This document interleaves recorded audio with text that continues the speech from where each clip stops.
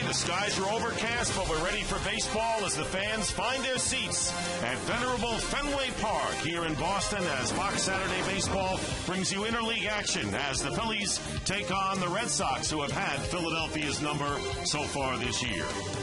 And welcome, everyone, to Fenway Park. Dick Stockton along with Tim McCarver. Ken Rosenthal is here as well. And when the season began, most people regarded the defending champion Phillies as one of the untouchable teams in the league. I think Philly fans thought the Phillies were going to have a cakewalk through the National League, but that has certainly not been the case. In fact, the Phillies running into problems for the first time in 2 years, and primarily, there have been a lot of areas affected, but primarily it's been their hitting. And it continues to be a major problem for them. Meanwhile, the Red Sox, of course, a different season for them, but the one thing they knew they could hang their hat on was their starting pitching, and that definitely has come through. The starters for the Red Sox, keep in mind the Red Sox, the only team in Major League Baseball with 3 7-game winners. They have been consistent, and their starters are going to keep them in most games. So we're ready to go on Fox Saturday Baseball. It'll be the Red Sox and the Phillies. The Red Sox have been hot in interleague play, and the Phillies have not. Coming up from Fenway Park, Red Sox and Phils.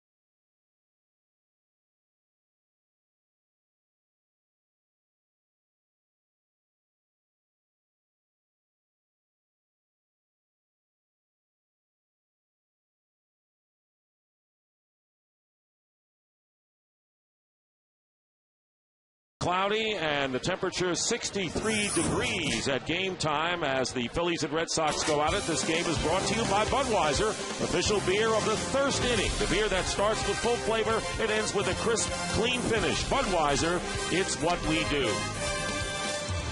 And a late change, and that is Scott Atchison, the 34-year-old right-hander from Woodlands, Texas, and he is starting the game in place of Daisuke Matsusaka, who is scheduled to start. He has been placed on the disabled list with a forearm strain, his right forearm.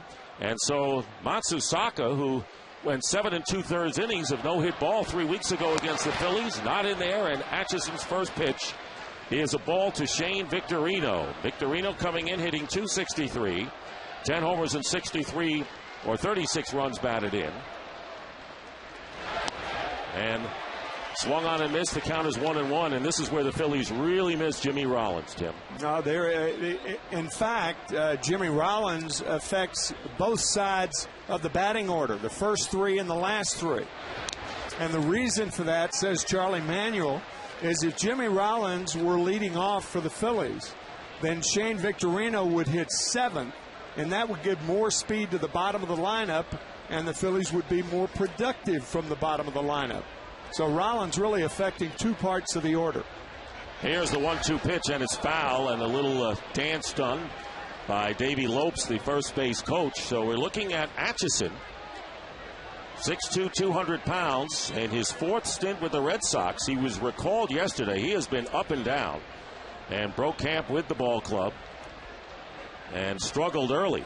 And this is an emergency, and call strike 3. So Atchison gets Victorino on a called 3rd strike to begin the game. And the starting lineup for the Phillies is brought to you by Taco Bell. Think outside the bun. Jason Worth will be coming up in right field. Chase Utley hitting 3rd and 2nd. Ryan Howard at first base batting cleanup. Ben Francisco the DH, which the Phillies need to use here. Raul Ibanez is in left field. Greg Dobbs at 3rd base. Brian Schneider behind the plate. And the batting 9th, Wilson Valdez, the shortstop, as Jason Worth, who has been struggling, but had 3 hits last night, maybe coming out of it. Hitting .284, 10 homers and 37 runs batted in for Worth. And a call strike, and the count 1-1. Said Scott Atchison had been up and down. He's been up and down and over and out. He pitched the last 2 years in Japan. So here's a guy who pitched for Hanshin in the Central League of Japan in 2008 and 2009. He's replacing the Japanese pitcher, Daisuke Matsusaka. And so Terry Francona, as he has had to do all season long, having to juggle because of injuries, especially the outfield, which we'll get into, and other areas as well, as Atchison misses and falls behind Worth.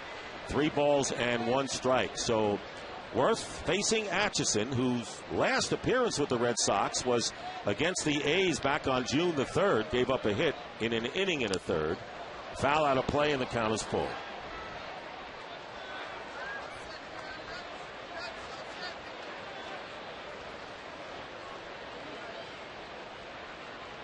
Jason Worth had career highs last year with 36 homers and 99 runs batted in. Here's the 3-2 pitch. Stays alive with a foul ball. Worth will be followed by Chase Utley. And Tim, you talked about the bottom third of the order with Dobbs, Schneider, and Valdez.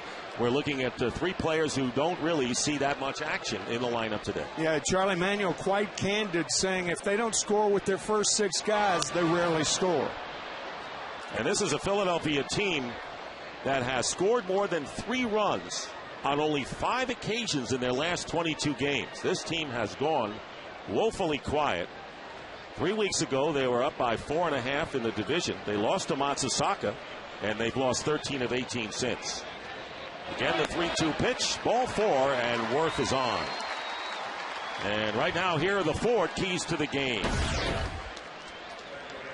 From a Philly standpoint, where are their bats?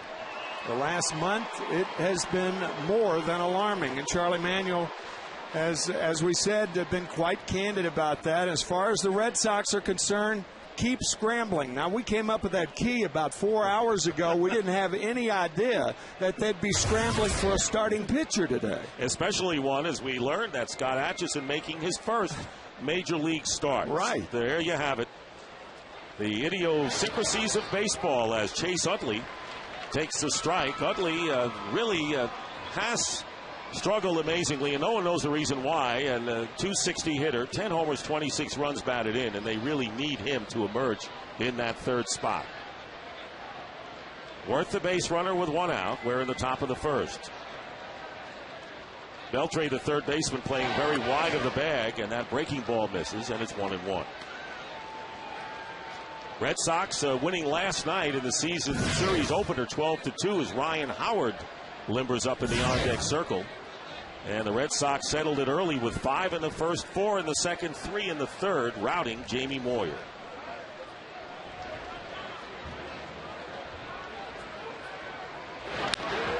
There's a bounding ball to Pedroia. Scudero for one, and that's all. And a good slide by Worth. Well, I'll tell you why. It's where that rangy slide comes in handy. He just nipped the right foot of Marco Scudero, and that was enough to cause a no throw to set to first base. Watch.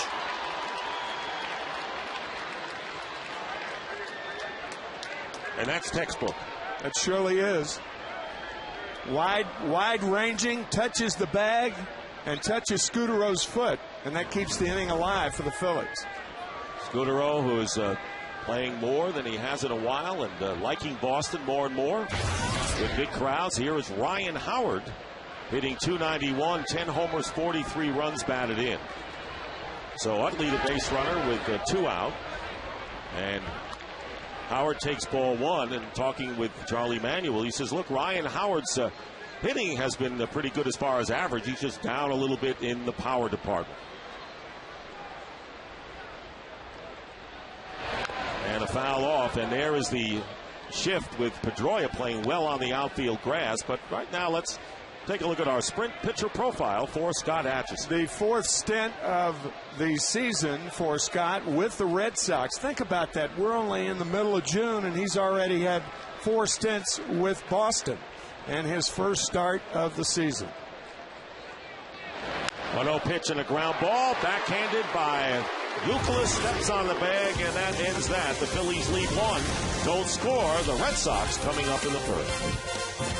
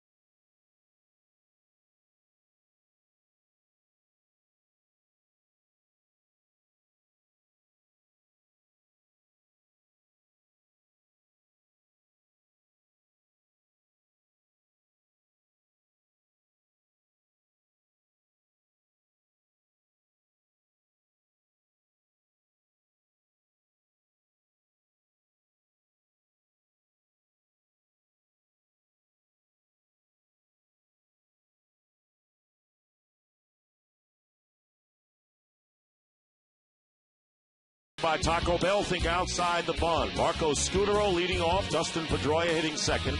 David Ortiz batting in the 3rd slot. Kevin Youkilis back in the lineup today at cleanup. J.D. Drew hitting 5th. Adrian Beltre red hot in the 6th spot. Jason Varitek batting 7th. Darnell McDonald hitting 8th. And Daniel Nava in his major league debut just called up last night. Josh Reddick was put on the disabled list as Terry Francona has had to juggle the outfield. And Joe Blanton making his 8th start of the season. Only 1-4. That one win was a win where he won 10-6, giving up 5 earned runs in 7 innings. So Joe looking for a good outing this afternoon. Facing Marco Scudero, and the first pitch is ball 1. Scudero has been hot at the plate and has shaken off elbow and pinched nerve in the neck injuries.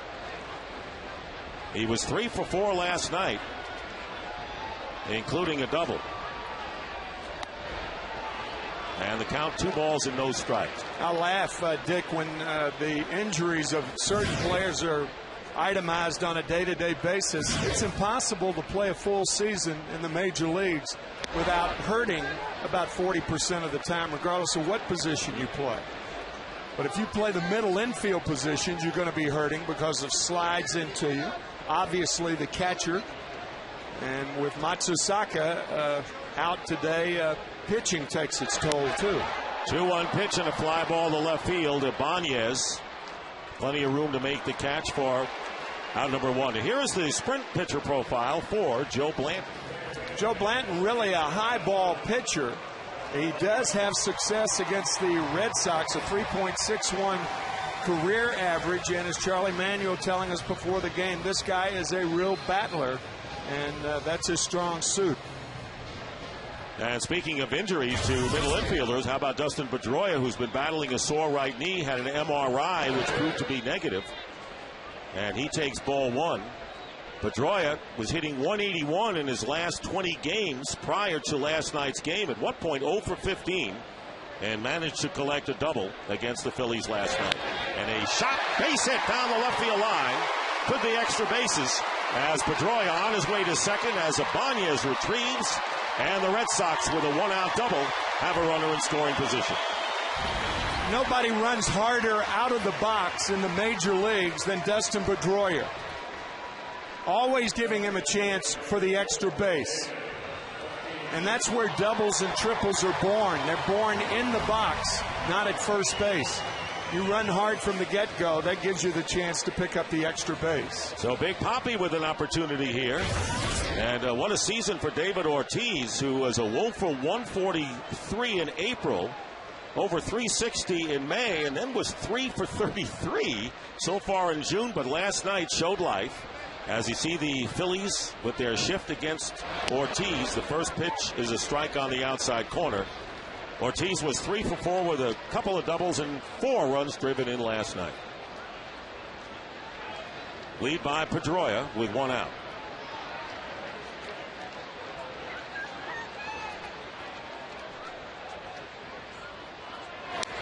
And a foul back.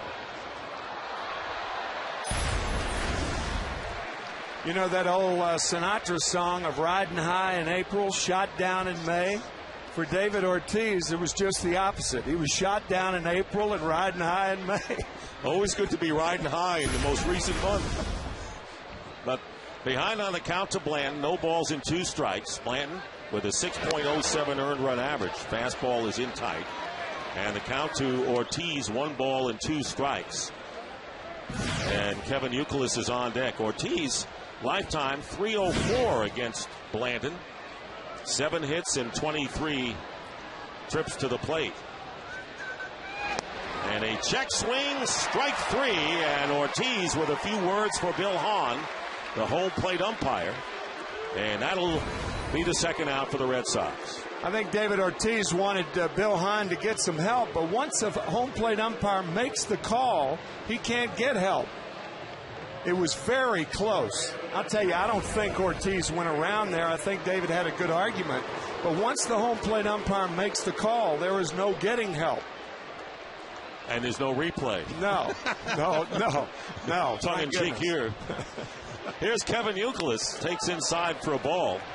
And Youkilis, who missed a game with a mild back spasm, was available last night, but sat it out as the Red Sox, we mentioned 12-2, knocking out 8 doubles.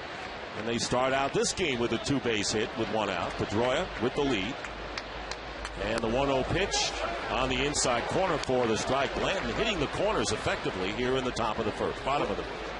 A lot of the times when little leaguers or little league coaches see major league players hit on television, they'll say, you do exactly what he does. Well, if you're watching Kevin Youkilis, don't do exactly what he does. And it's almost like he's playing a musical instrument with the bat, the way that hand slides down. The old piccolo player. Right. Youkilis having a great year. 316, 12 homers and 40 runs batted in. He leads the major leagues in runs scored. Tops in on-base percentage as well. And is a healthy 7 for 21 against Joe Blanton, including a home run. That was the last time Blanton faced the Red Sox a year ago. Strike up the band. There it is. Pedroia with the lead. And a shot down the left field line, curving and foul. Here is today's defensive lineup for the Phillies, brought to you by Scott's. They're 8th in the league. Ibanez, Victorino, and Worth man the outfield. Dobbs, Valdez, Utley, and Ryan Howard in the infield. And the battery of Joe Blanton and Brian Schneider. Schneider starting his 11th game behind the plate. And for Dobbs, his 9th start at third. 2-2 now to Youkilis. Red Sox coming into the game 9 games over 500, and a win today would match their best position of 10 games over 500. Yankees winning today, so they trail the Yankees by 3.5 games and 4 behind first place Tampa Bay. Full count to Youkilis with 2 out, runner at second here in the first. In the American League East, the top 3 teams have 3 of the best 5 records in baseball. That's how strong the American League East is. And the National League East, you've got probably the best balance you're going to have. And we'll be talking about a lot of outstanding rookies who are making their impression here. And this is exactly what you're saying. Look at this division. Tampa Bay, the Yankees, then Minnesota, and then the Red Sox, followed by Toronto. 3-2, 2 down. Pedroia, and a foul ball. So Blanton will go do it again. It was a year ago that Blanton had no decision in 7 innings against the Red Sox. That game was played in Philadelphia, but Youkilis and Drew hit homers off of him. He's making his 10th start against the Red Sox, and he's 2-0 here at Fenway Park. And J.D. Drew on deck. The 9th pitch to Youkilis is a shot caught by Chase Utley on the soft liner to end it. And Pedroia left in scoring position. We've completed 1, no score at Fenway.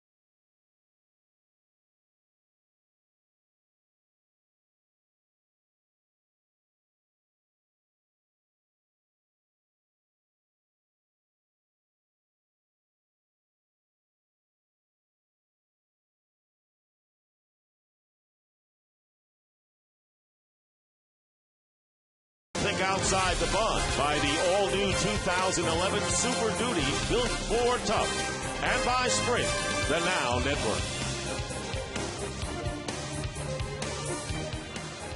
Umbrellas are out, and rain forecast. The heavy rain was about 3.5 hours before the start of this game. And it's been overcast as the Phillies bat in the second inning. Ben Francisco, the designated hitter, hitting .265, has knocked in 4 runs, and he takes a call strike from Atchison. Francisco gave Jason Worth a breather this week when Charlie Manuel wanted to give Worth a mental break playing in right field, and that pitch hits Francisco, and he's aboard, second base runner of the game. You don't mind mental breaks. You don't like fastballs inside that could break a bone, however, and Francisco appears to be all right. So the leadoff man on for the Phillies. And here's Raul Ibanez. 242 with 3 homers and 25 runs batted in. Ibanez had a career-high 34 homers last year, has only 3. Snap throw to first by Veritek. Not much of a lead by Francisco. Tell you, Dick, the theory abounds and has for years in baseball that if you don't tell a starting pitcher that he's starting on a particular day, that he doesn't get nervous and he doesn't have a chance to get the jitters. And often a guy like that will go out and do a commendable job. Doesn't have a chance to think about it. That's exactly right. Sometimes the mind gets in the way of the arm.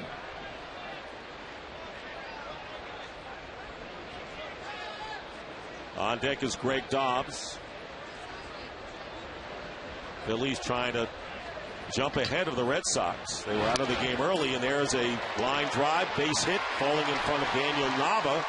Francisco goes to second. Ibanez is on with the first base hit for the Phillies. So we're looking at Scott Atchison, 34-year-old, and for more, well, who would have more than Ken Rosenthal? Dick, Scott Atchison was making a comfortable living in Japan. In fact, he could have earned more if he had stayed with Hanshin, but his 2.5-year-old daughter, Callie, suffers from a rare bone disorder.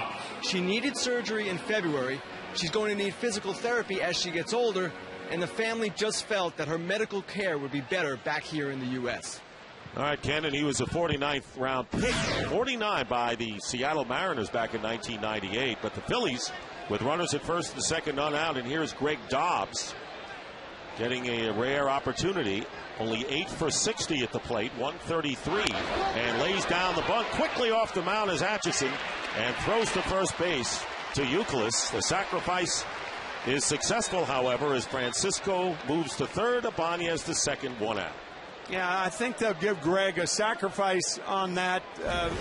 I don't think that's a good play in the second inning. You've got the bottom of the order up. Brian Schneider is not a strong hitter. And then you've got the pitcher following him, even though Blanton is a pretty good pitcher, but it might be a desperate move by the Phillies because they have had such a difficult time scoring runs that they're doing something unconventional here in the second inning. Well, when you're not hitting, I guess Charlie Manuel will do anything to squeeze out a run. Here's Brian Schneider, who you just referred to, the catcher. And the first pitch fastball up high. Schneider making only his 30th appearance at the plate this year, hitting .241. So the runner at third is Francisco. Ibanez on at second with 1 out here in the Phillies' second inning. And swing and a miss, 1-1. I said Blanton. Obviously, Wilson Valdez with the DH in the lineup. So the shortstop will be batting ninth. But the point is that you have your 8th and 9th hitters coming up after the sacrifice. And normally that is not a good time to do it, particularly early. So Schneider, like the on-deck hitter Wilson Valdez, both with the Mets last year. Here's the 1-1 pitch inside, 2-1.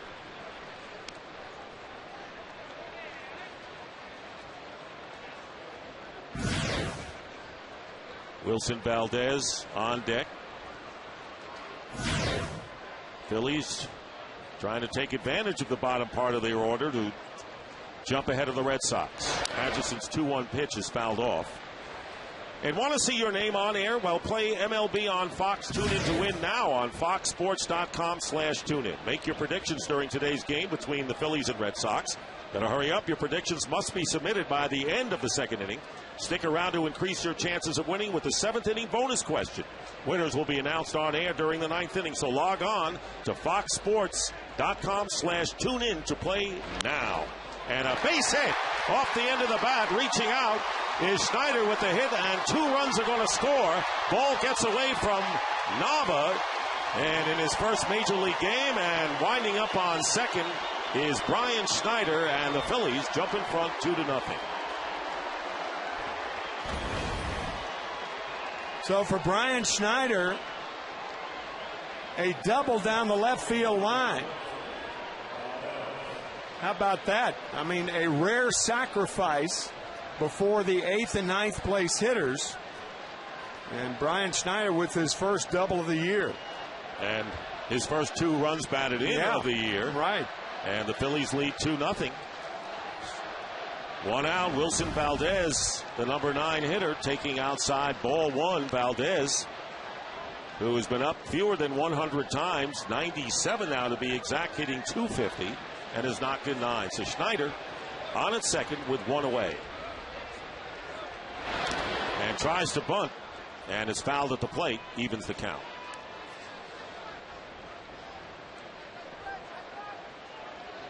Wilson Valdez, 32 years old, was with the Mets last year. He had .256. The Phillies are the 6th team he has been with. And the Red Sox, not wasting any time or taking any chances, have Manny Del Carmen already warming up. And a good fastball by Atchison, and it's 1-2 to Valdez.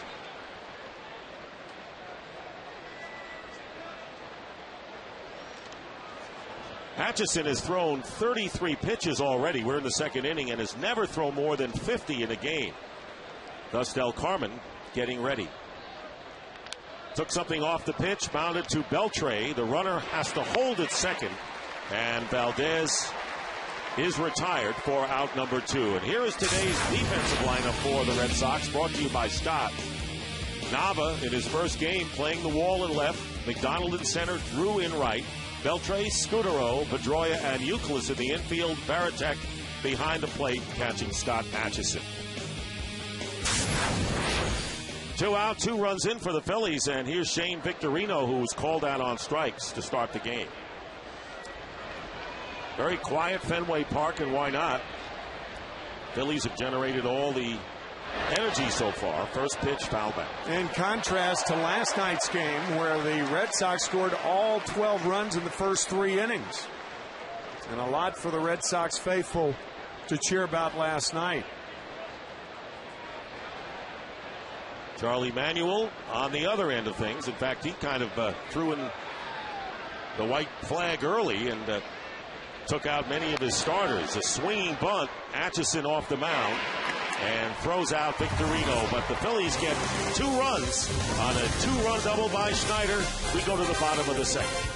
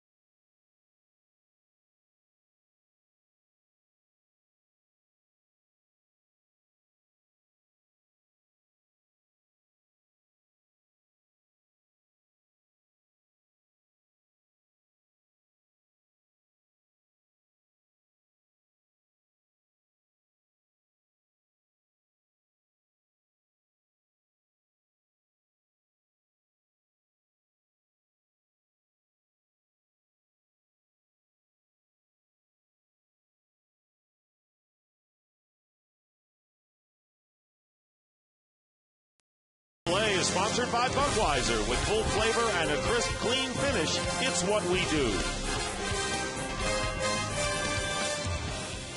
And some Philly fans here in Boston. Not that long of a trip. As J.D. Drew hits a drive, and it's going to be over the head of Jason Worth and into the crowd for a home run. Right around the pesky pole. J.D. Drew with his 7th home run of the year makes it a 2-1 game.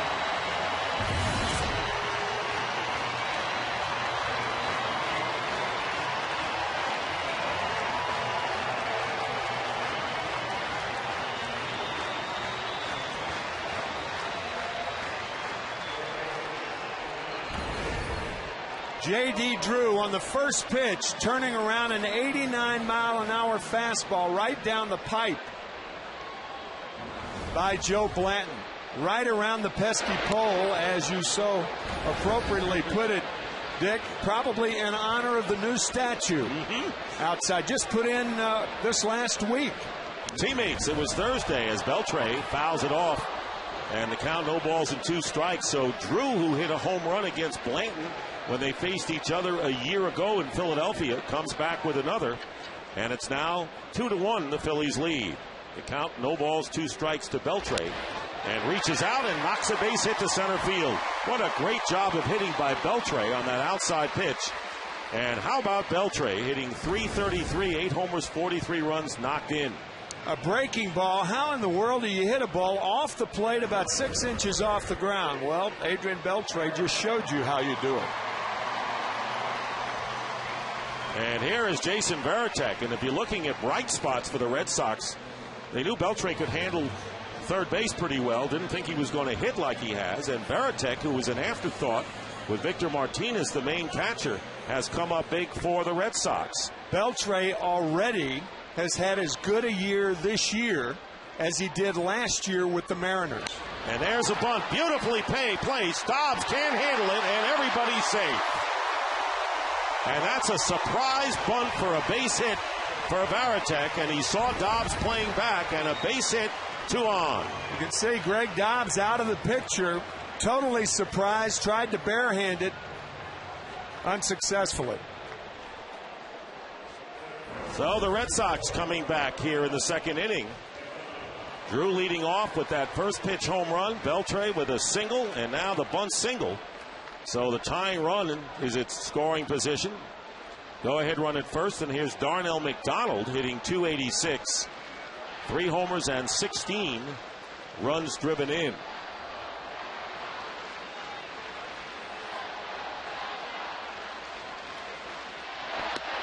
And Blanton's first pitch is a call strike. Funny what a bunt like that will do. Now Greg Dobbs anticipating a sacrifice or another bunt is in more shallow than he normally would be, and that's because of the bunt base hit by Varitek. Daniel Nava is up next, but a base hit to right field. Worth fields it, and they're going to hold the runner at third. Beltre is held at third, and now the bases are loaded with nobody out, with Daniel Nava coming up for the first time in his career. Good hitting by McDonald. And with nobody out, Tim Bogar, the third base coach, wisely holds Beltre at third base. Why risk anything with nobody out? And here is Daniel Nava, who was called up today from AAA Pawtucket. Hit .294 with 8 homers, 38 runs batted in. He was a former team manager at Santa Clara out in Northern California, undrafted, and played collegiately there. But a part of a great story is Daniel Nava. Bases loaded, nobody out, and there's a drive hit deep to right field, way back, and it is gone into the Red Sox bullpen. How about that? A grand slam homer for Daniel Nava in his first major league at-bat. You have got to be kidding me.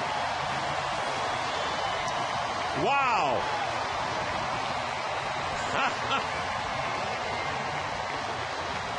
And the Red Sox have taken a 5-2 lead, and they are going to pummel 27-year-old Daniel Nava in that dugout. A grand slam home run, and the last Red Sox player to hit a home run in his first major league at-bat, you have to go back to 1946, Eddie Pellegrini. And there it is. One pitch, one curtain call. It's not that easy up here. Well, maybe it is. I mean, that ball hit a ton to right center field. Unbelievable. And Marco Scutaro, the batter, still nobody out. A solo homer by Drew. Beltre with a single. Great bunt base hit by Varitek. McDonald with a single. Bases loaded, and Nava with a home run into the Red Sox bullpen on his first major league at-bat, and the curtain call. What a beginning. What a story. Count is 2 balls and a strike to Scutaro, who fly to left last inning.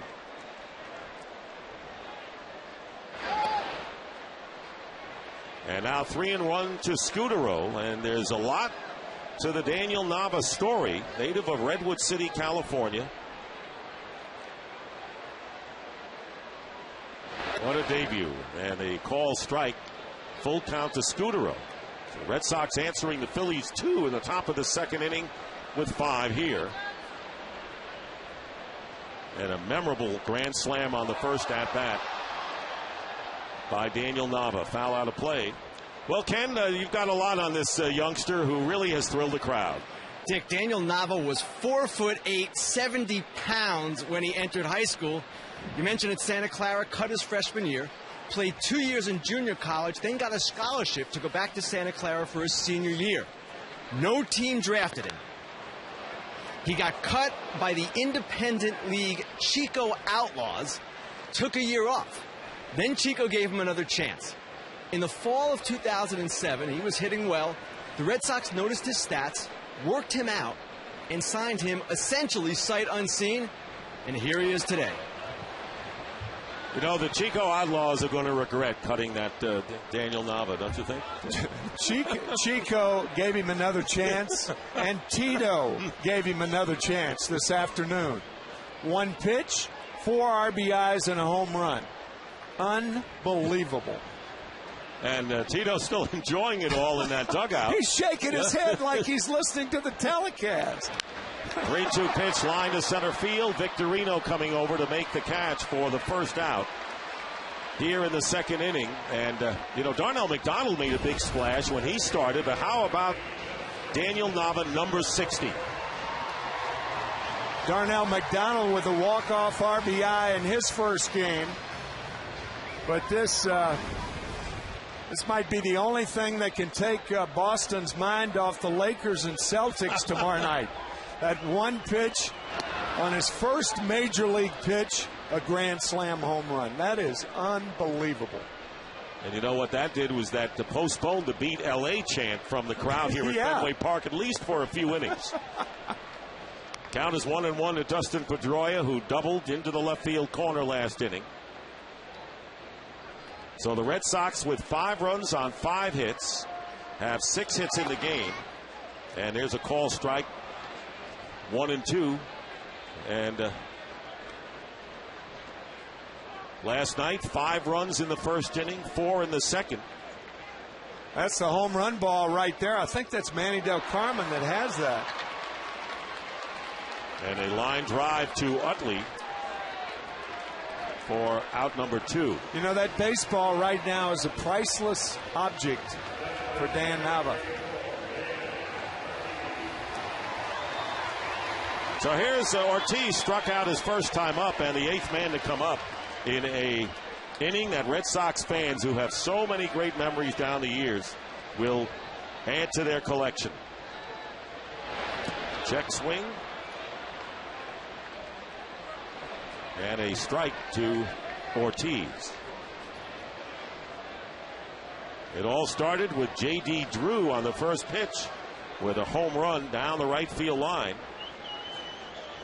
And then after 3 hits, Daniel Nava in his first major league at-bat, a grand slam into the bullpen. High drive to left field. Ibanez going back, and it's off the wall. Retrieving is Victorino, and Ortiz, who had 2 doubles last night, gets one here with 2 away. One of those doubles that David hit last night was a towering drive to left field, about like this ball. His other double down the left field line. And it's good news for Red Sox fans when David Ortiz starts going the other way, taking advantage of the wall. I think Daniel Nava still is in a dream world as we see him in the dugout. And Kevin Youkilis, the ninth batter to hit here in the second inning against Joe Blanton. I know I would be. Who wouldn't?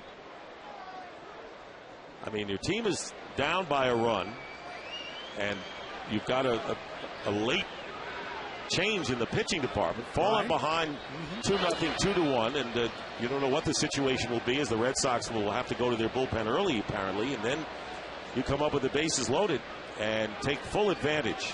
And that ball was out of here. Off the crack of the bat. Check swing by Youkilis, 2-1. Dan Nava had never seen Fenway Park. In fact, he had never been to Boston until last year during the Futures game, a game played, and he said he just marveled at the knowledge of the fans in the stands that day who knew so much about the minor leaguers playing in the Futures game. And a pop-up to short right field, handled by Utley, and that'll do it. But you saw the thrill of the Red Sox dugout, grand slam homer, and we'll return to Boston after a word from your local Fox station.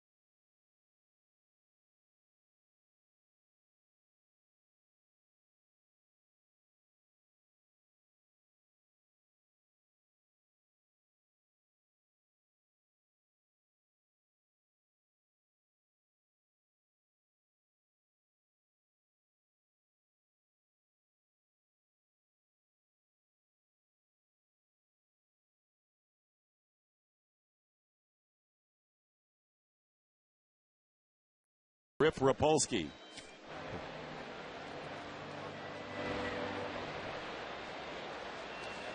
So there's Daniel Nava, got a hand as he went out to left field. The second player to hit a grand slam in his first Red Sox plate appearance, Eldon Rip Rapolsky in 1960, who began his career with the St. Louis Cardinals, was the first. As we move to the top of the third inning, Jason Worth takes a strike, walked his first time up.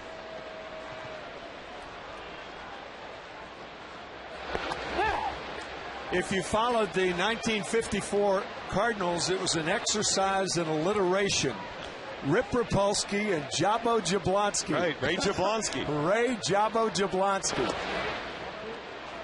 And the irony, we talked about Eddie Pellegrini, the last Red Sox player to hit a home run in his first, back in '46, and he was on the Whiz Kids, the 1950 Philadelphia Phillies, as a backup infielder. Man, good going. That's great.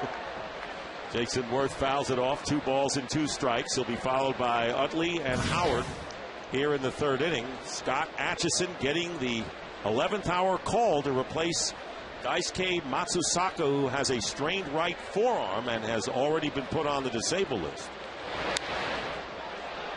count remains 2-2. Phillies have struggled in interleague play, to say the least. They are 27 games under 500 in interleague history, and only the Padres and the Pirates have a worse mark in the National League. But Worth making Atchison work here, leading off the third inning.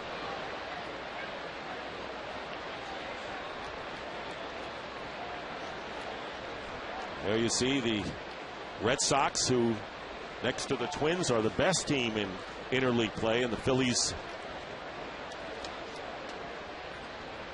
close to bringing up the rear. Fastball inside corner, and Worth goes down on strikes.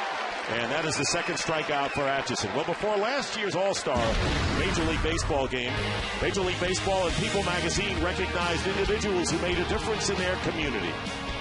So go to peopleallstars.com and please vote for your favorite everyday All-Star who could represent your club and be honored at the 2010 All-Star game in Anaheim, July 13th on Fox. And what a great thrill it is in that setting, Tim. And I know you're there for the All-Star game to see an everyday person be recognized. Oh, absolutely. Chase Utley.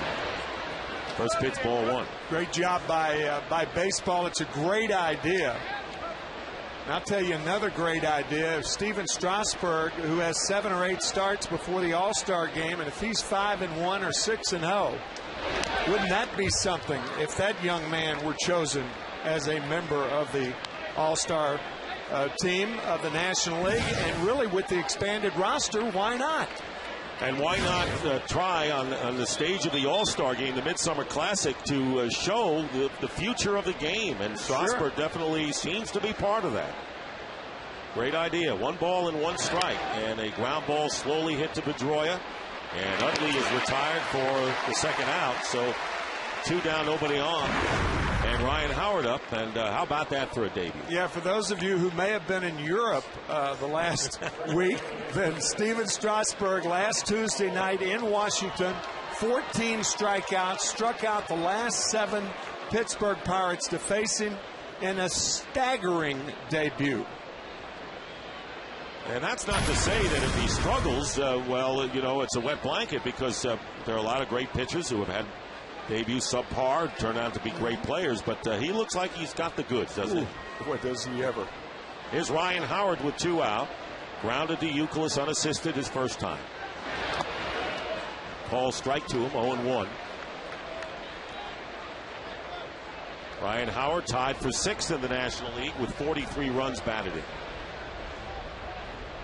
Hit 45 home runs last year, knocked in 141 in a glorious year.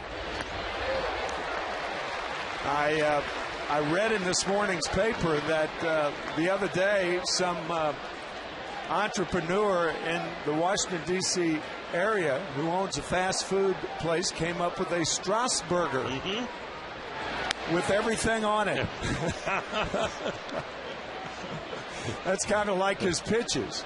The ratings, by the way, were huge in Washington the other night. Normally about 14,000 people will watch a Nationals game. 165,000 tuned in the other night from the Washington area. And a lot of people nationally, because the game was televised on ESPN and the Major League Baseball Network. And he's making his second start tomorrow in Cleveland. Right. That game will be shown on TBS. And you will be there with Dennis Eckersley and Buck Martinez. Eck knows something about pitching. Yes, he does. And broke in Cleveland with the Indians, pitched for the Red Sox, and is part of their broadcast team. 3 balls, 2 strikes, hard hit, playing perfectly is Pedroia, and the shift works to a charm. 3 up, 3 down in the third for Atchison. It's 5-2 Boston.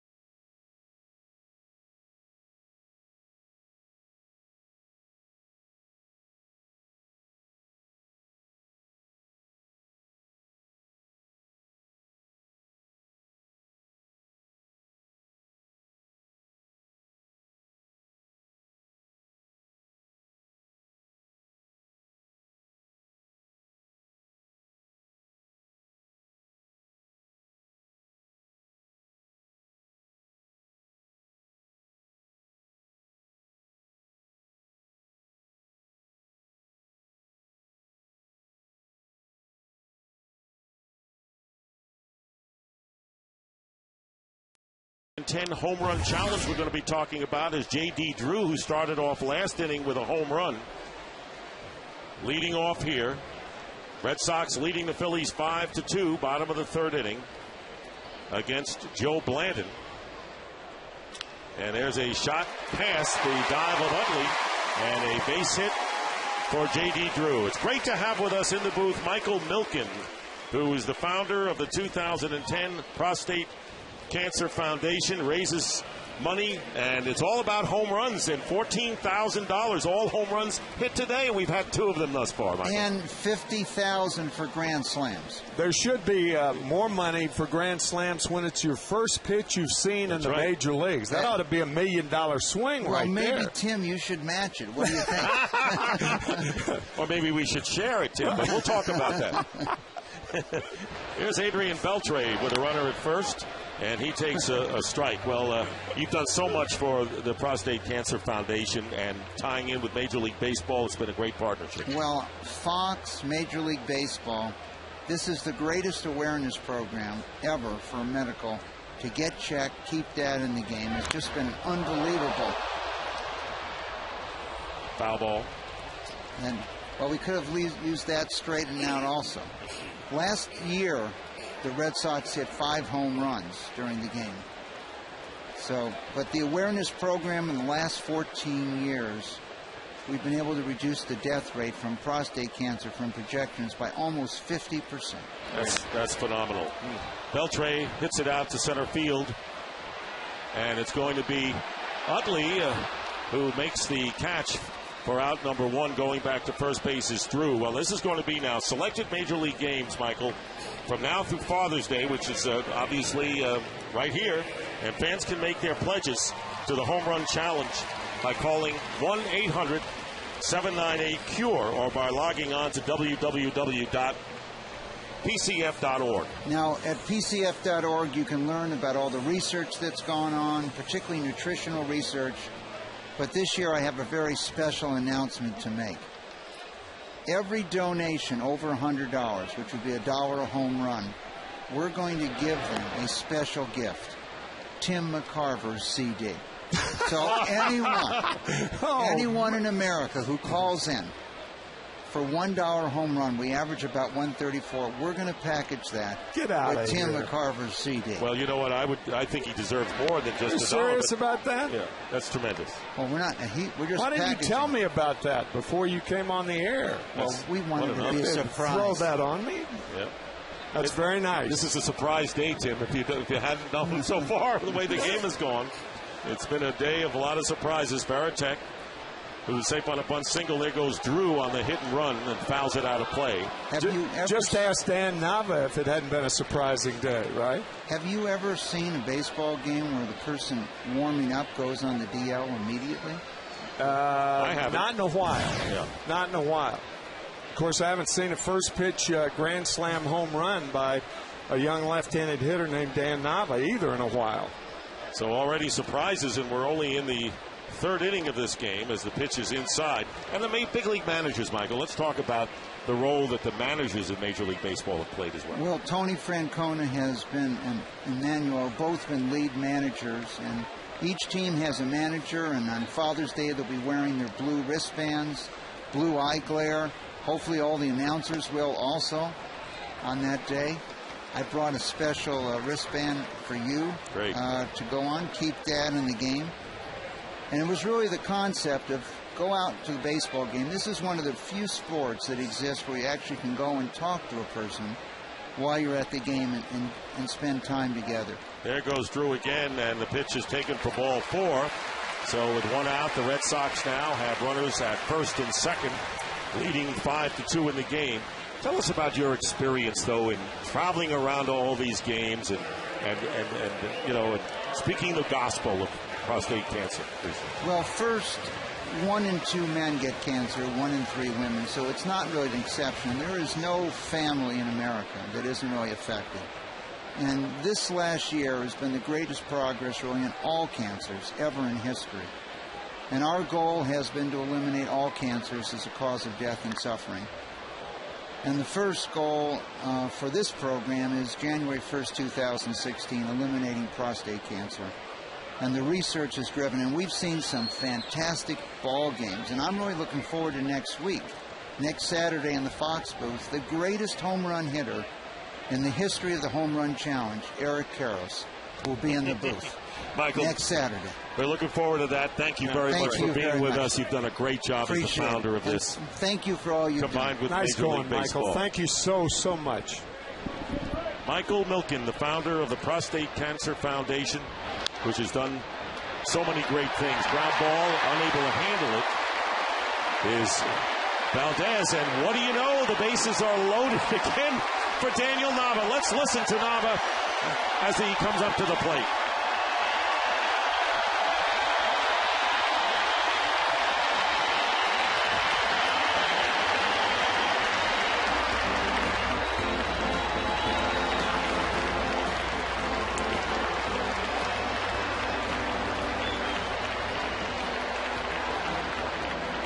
So here is Nava. Let's go back to the second inning, last inning.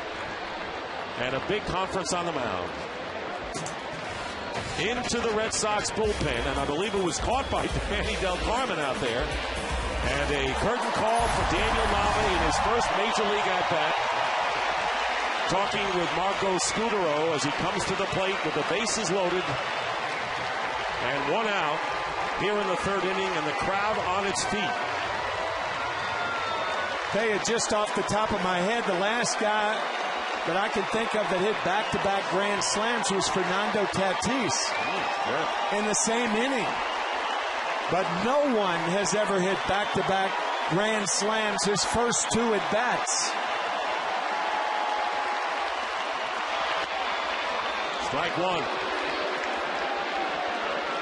Drew is at third, Varitek at second, Darnell McDonald at first. One away.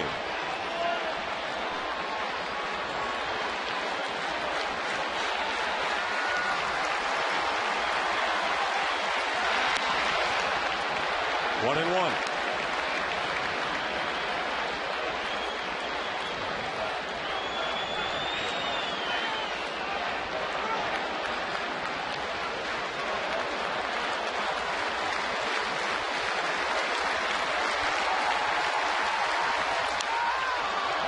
Foul out of play, and that was Daniel Nava's dad, who is recording it all for posterity. Don Nava recording it. I don't know how he can keep a steady hand. Do you, Tim? I hope that he had that camera in that position when he hit his, the Grand Slam home run. Becky and Don Nava, Daniel's parents. 1 ball and 2 strikes to Nava. Bases loaded, 1 out. Check swing, and he went around. So Nava goes down, and that'll be out number 2. Bases remain loaded. And Blanton with his second strikeout. 2 down, and Marco Scudero coming up. So Nava, who hit a grand slam homer in his first Major League at-bat last inning, has the bases loaded this time and can't hold up his swing. And meanwhile, a very big strikeout for Joe Blanton. Trying to keep the Phillies in the game. They already trailed by 3. And a key strikeout right there. And it's early in Fenway Park, a 3-run lead.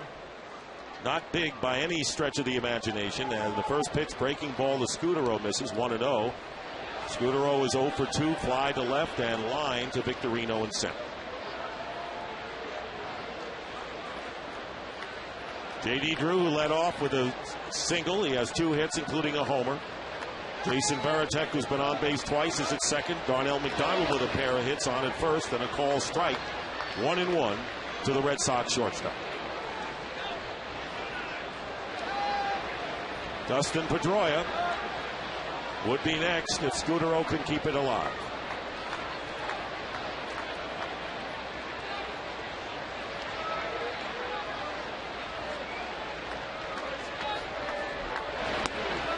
Up high, and it's 2-1.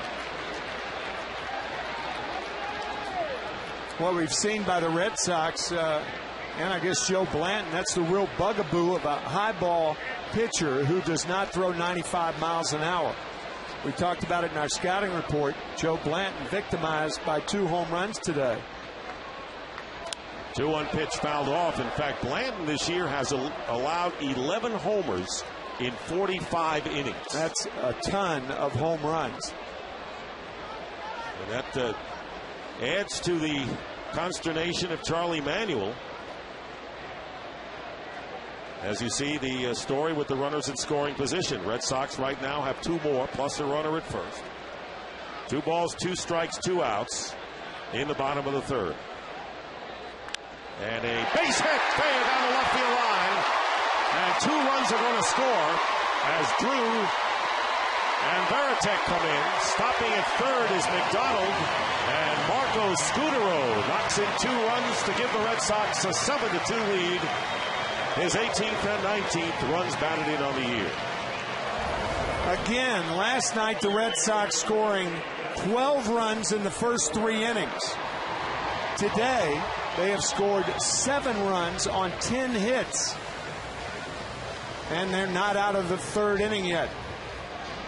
Just inside the bag. Dobbs can't get it. 2 runners score easily. Alert base running by McDonald to get to 3rd base, and Scutaro held to 1st. And Charlie Manuel, he was joking when he said this to us in his office before the game. He says, we have to go into our bullpen early. We're going to be in real trouble. Game over. And, you know, last night they had to get to the bullpen early. 1 inning for Jamie Moyer. And they took out 3 of their regulars. And not quite yet a carbon copy. But it's looking that way. 0-1, 2 out to Pedroia. Charlie saying usually if any manager has to go to his bullpen early in the game's over. Bullpen quiet right now for the Phillies, and a foul ball out of play. And that's the reason it's quiet, Dick. Is because the Phillies used so many guys last night, and Charlie Manuel realizing the flow of this game and the flow of last night's game and the flow of the Red Sox offense. Looks like Blanton may be in there for a couple more innings. Now, he's already thrown 70 pitches. And there's a base hit to left field. Scoring is McDonald, and it's now 8-2. And runners at 1st and 2nd with 2 out. And it looks like a mirror image of last night. Pedroia knocking in his 31st run. 11 hits now in 2 2/3 innings for the Red Sox as Pedroia delivers again. And Scutaro goes to 2nd base.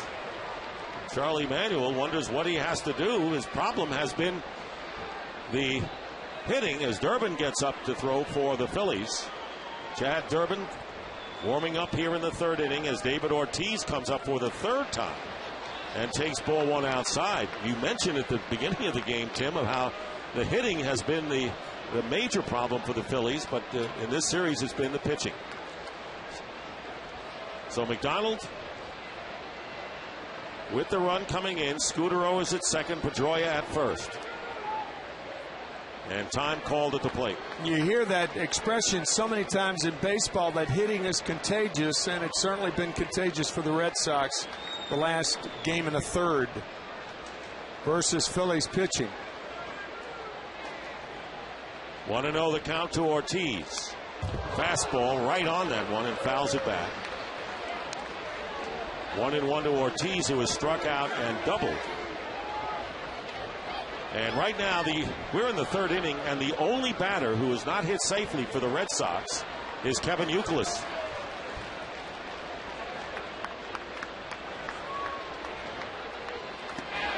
Call strike 2, 1-2 to Ortiz. Red Sox sent 9 men to the plate in the 2nd, and Ortiz is the 8th man to face Blanton here in the 3rd. Red Sox coming in leading the major leagues in runs and hits, and showing why thus far. And that was what was supposed to be missing from this Red Sox team this year, the offense.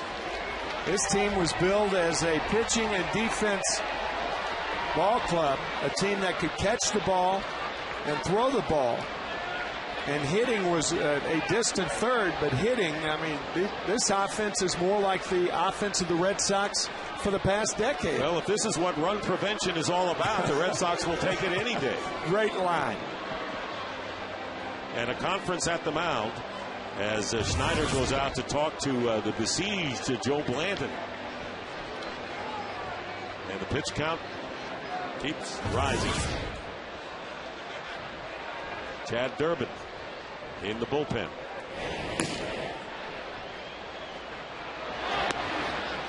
And the pitch missing, down low, 2-2 to Ortiz. Red Sox trying to get to 10 games over 500, which would match their season's best. Utley playing on the outfield grass with the shift, and the shortstop Wilson Valdez really on the first base side of second base. And Youkilis would be next if Ortiz keeps it alive. Red Sox leading 8-2, 5 last inning, and 3 so far here in the third. And a check swing, and the ball getting away, and Schneider couldn't find it, and the runners will advance. It'll be 3-2 to Ortiz, and a wild pitch charged to Blanton. That's a breaking ball. David Ortiz did not go around. Ball kind of sliding up the chest protector of Brian Schneider. And the runners advance 90 feet each. And a full count to David Ortiz. Foul ball out of play. Red Sox took 2 out of 3 when these teams played 3 weeks ago in Philadelphia. And they win today, will take the first 2 games of this series with the series finale tomorrow. And the rain is falling. And strike 3, and that'll do it. 8 men come to the plate. The Red Sox add 3 and take an 8-2 lead into the 4th.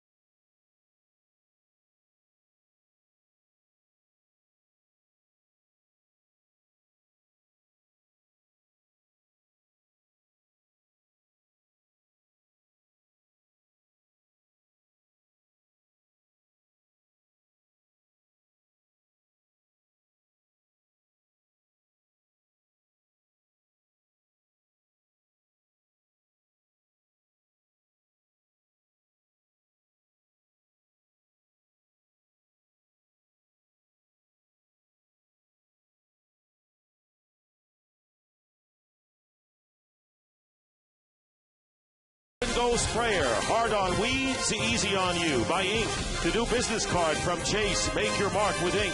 And by One A Day Men's, the official multivitamin of MLB, specially formulated for men. And the new pitcher for the Red Sox is Manny Del Carmen, as Scott Atchison, who was called on in the 11th hour, making his first major league start, pitches 3 innings and leaves with an 8-2 lead. And Ben Francisco leading off. So here's Manny Del Carmen making his 26th appearance of the year. And has been bothered lately by a back strain, but he's all right now. Pitched in Cleveland on Thursday and struck out 3 and struck out the last batter, the side, with the bases loaded. And the pitch is up high. Dick, there was a time at this ballpark when the manager would yell down and say, "Get Lee up." We just and that Lee is Bill Lee, and Bill just made a visit into the booth and looks terrific. Looks like he could go out and pitch 7 innings right now. Well, he looks like the mountain man with his beard that we always thought he was. Always knew he was. Francisco drive to center field, and it's going to be caught by Darnell McDonald, who tracked it down. McDonald making the catch. 1 away here in the 4th inning. A lot of times, if you're a fan at a ballpark, you see the catch, you don't see the jump. Good jump by McDonald, and made a fine running catch. Great to see the spaceman again. He is one of a kind. Nickname, boy, he did. You talk about a guy comfortable in his own skin. That's Bill Lee. Here's Raul Ibanez, singled and scored one of the 2 Philly runs when they took the 2-0 lead in the 2nd inning. And the pitch outside for a ball. Del Carmen, in his last 4 appearances, has a ERA of 9. He has walked 4, struck out 4. And he has allowed as many home runs in this month, June, as he did in April and May. So he's looking to get back to his airtight pitching style. And falls behind now 2-0 to Ibanez. Rain falling, and that's an interesting term you just used, airtight pitching style. That conjures the image of somebody who's very compact, like a Chase Utley swing. But that's the airtight pitching style. And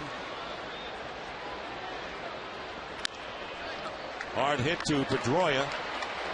Ibanez is retired, 2 out. And what pitching coaches mean when they talk about an airtight pitching style, they mean don't have the shoulder flying open or the hips flying open, to keep everything closed, everything tight, and don't try to do too much.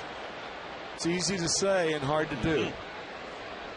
As someone once said, if it was that easy, everyone would be doing it. That's right. Glenn Dobbs sacrificed in the 2nd inning, and that move set the stage for Brian Schneider, who's on deck now to deliver a 2-run double at that time, giving the Phillies a 2-0 lead. Red Sox with 8 unanswered runs. Ball 1 to Dobbs. There's Schneider waiting on deck.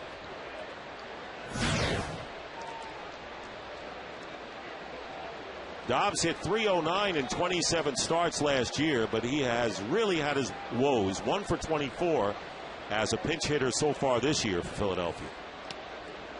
Here's a call strike, 1-1. Started the game, Tim, it was 63 degrees, and I think we have dropped several degrees since. Welcome to New England, right? Right. Once again, New England weather. Del Carmen working here in the 4th inning. 2-1 to Dobbs.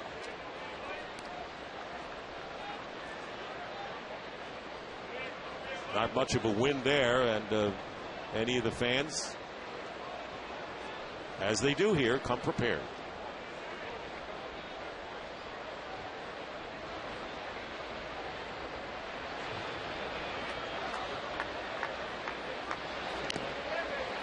Two balls, 2 strikes. That was a good changeup from Del Carmen in a fastball situation, getting Greg Dobbs way out in front.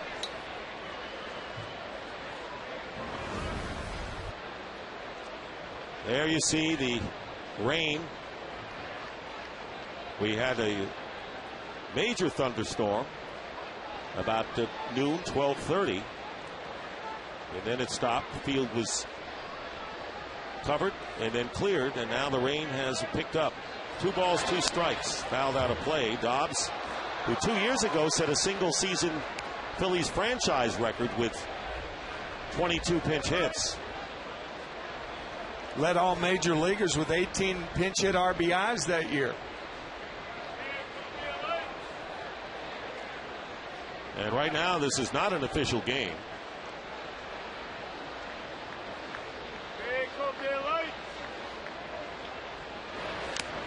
Two and two, and the pitch foul tip held on to by Varitek. A 1-2-3 inning for Del Carmen. After 3.5, it's 8-2 Red Sox.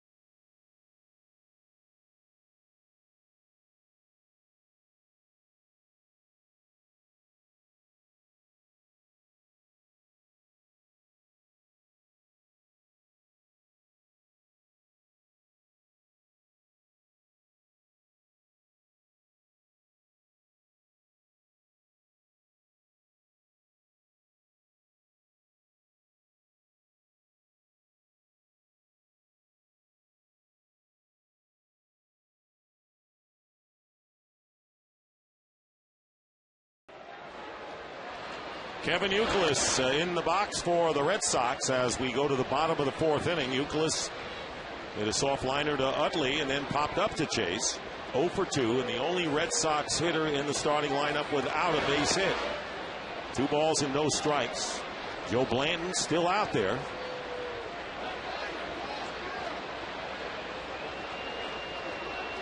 Has allowed 8 runs on 10 hits, including 2 home runs. And, of course, the big one and the memorable one, and the one that will go down in Red Sox history, was the grand slam homer by Daniel Nava in his first major league at-bat in the second inning.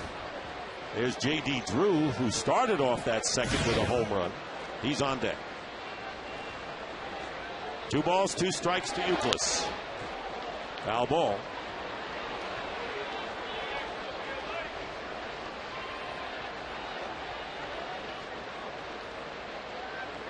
Joe Blanton coming in with a 1-4 record. And seeing his team that hasn't been able to hit much, down by 6 runs. And there's going to be a looper into right field. Base hit. Dropping in front of Jason Worth. So Youkilis hits. And now everyone in the Red Sox lineup has hit safely. But the story is Daniel Nava, and Ken Rosenthal is with Nava's parents, Becky and Don. Thank you, Dick. Don, first, let's talk about the last 24 hours, your emotions culminating with the Grand Slam. It's last 24 hours been unbelievable. I mean, I had emotions from Daniel in Little League, coaching him in Little League, all through high school, when everybody said he was too small, too slow, wasn't fast enough, didn't have enough power. Until the last 24 hours, it's just been unbelievable to see a culmination of a kid that just would not be stopped and was determined. It's just been absolutely, I mean, this has to be Kansas. This is unbelievable. Now, were you holding your camera steady when he hit the Grand Slam? Absolutely not. I mean, when you look back at those pictures, I got the woman in front of me. and I got the guy over to the left. There was no way I was going to hold that camera steady.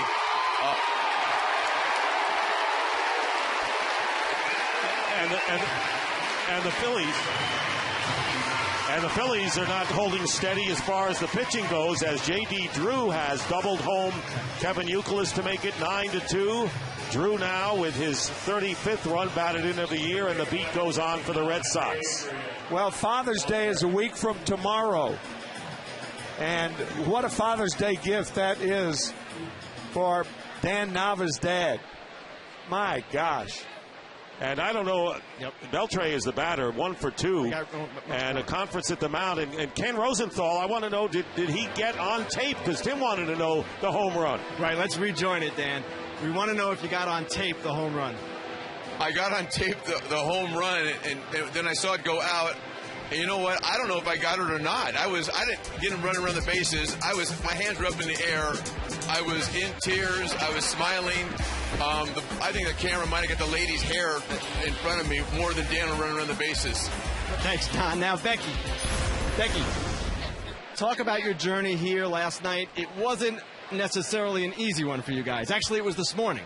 It was this morning, yeah. It was crazy, crazy, crazy. Our flight was delayed, and they had mechanical problems, so we had to get off the plane, and we thought, oh my gosh, are we going to make it? And thankfully we got here right at the beginning. So your bags are still at the airport. They are. We stopped by the baggage claim and thought, oh my gosh, we can't wait any longer. They weren't coming out, so we left. Well worth it, I imagine. Absolutely. Don, Becky, thank you very much. Congratulations. Thank you very much. Could you imagine if they did not make the flight and miss this today? Oh, no, I can't imagine that. No. Beltre pops it up to the infield. Greg Dobbs in foul territory makes the catch for the first out. But, things work out, and they were here to see their son hit a grand slam home run at Fenway Park in his first major league at-bat, just called up.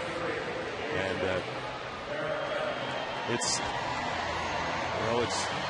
lore now. It's lore. It's going to go down in history. It's poetry of baseball. There are two people in this country that love 4 o'clock starts. The Navas. All right. Very good.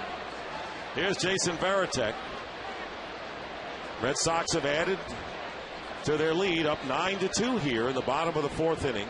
All against Joe Blanton, and there is a breaking ball for a strike to Varitek, who beat out a bunt single and then walked and scored a run. There's J.D. Drew at second base. He doubled home Kevin Youkilis, who led off this inning with a single. And a call strike 0-2. Chad Durbin, who had been up last inning, is now once again there for the Phillies in their bullpen. The Red Sox have 13 hits, and every one of the members of the starting lineup have hit safely. And many, of course, with multiple hits fouled off, and it's still 0-2.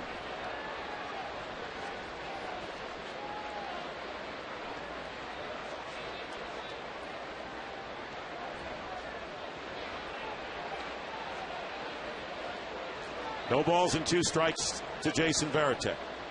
And he strikes out. And the ball getting away from Schneider makes the play. They put out 2-3. That might be the best pitch that Blanton has thrown all day, the changeup to get Jason Varitek. Darnell McDonald. Dick, managers hate to do this to their favorite pitchers. And the reason for that, a guy like Charlie Manuel, he's the guy who calls Blanton a battler. And you hate to leave him out there when he doesn't have his good stuff. But the bullpen really comes first. And not Blanton. And somebody's got to stay out there and take the lumps. And that's Joe Blanton today. And especially after last night when the Red Sox scored 12 runs in the first 3 That's minutes. exactly right. Darnell McDonald has singled twice. And he has scored a couple of runs. There's Daniel Nava on deck. Drew is at second with 2 outs. 1-1 is the count to Darnell McDonald. And a foul at the plate. Last time the Red Sox and Phillies battled 3 weeks ago, it was a case of Daisuke Matsusaka and Tim Wakefield really stymieing the Phillies hitters and totally throttling the offense. And in this series, it's been the pitching problems for Philadelphia. Yeah, right. Joe Blanton getting set to deliver his 100th pitch. 1-2 delivery and a ground ball. Utley at second base. And makes the play. The Red Sox get another run and lead 9-2 after 4.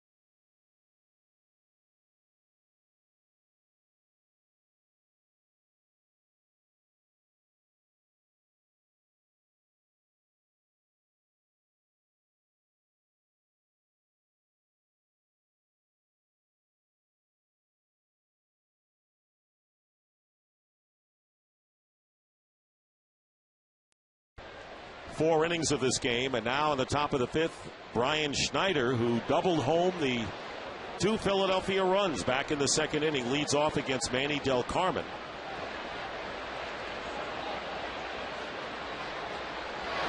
And ball one outside, and coming up after Schneider's at bat, the discussion we had with Terry Francona, the Red Sox manager, and kind of a special day all the way around. And we'll get his reaction to what's happened here. And a fair ball down the right field line, bounds off the barrier, and a ground rule double. No, they call it a single. And it, not sure whether a fan had put out his hand or not. First base umpire Gary Darling, the crew chief, so it'll go as a single for Schneider. Now this ball just inside the line, and it certainly looked like a fan interfered with the ball, but he missed it. Ball stayed down on him, so things are really going the Sox way in every way this afternoon. Here's Wilson Valdez, grounded to third his first time up.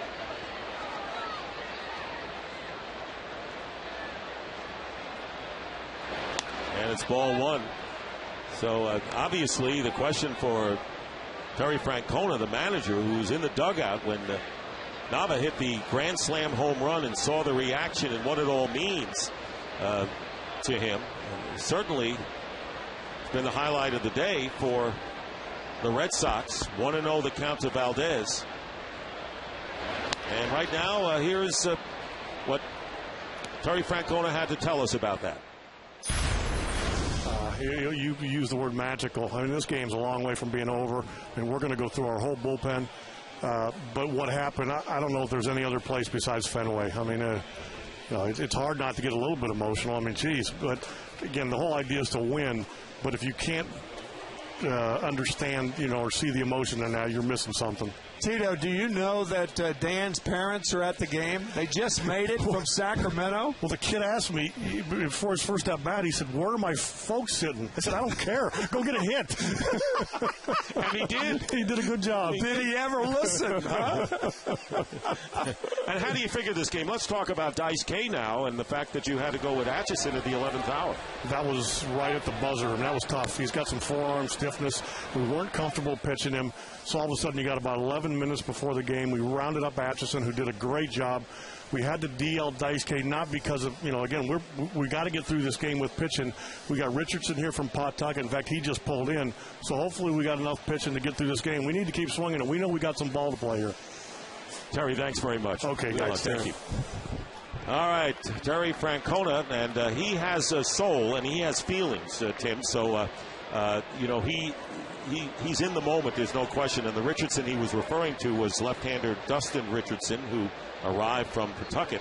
There's Daniel Nava,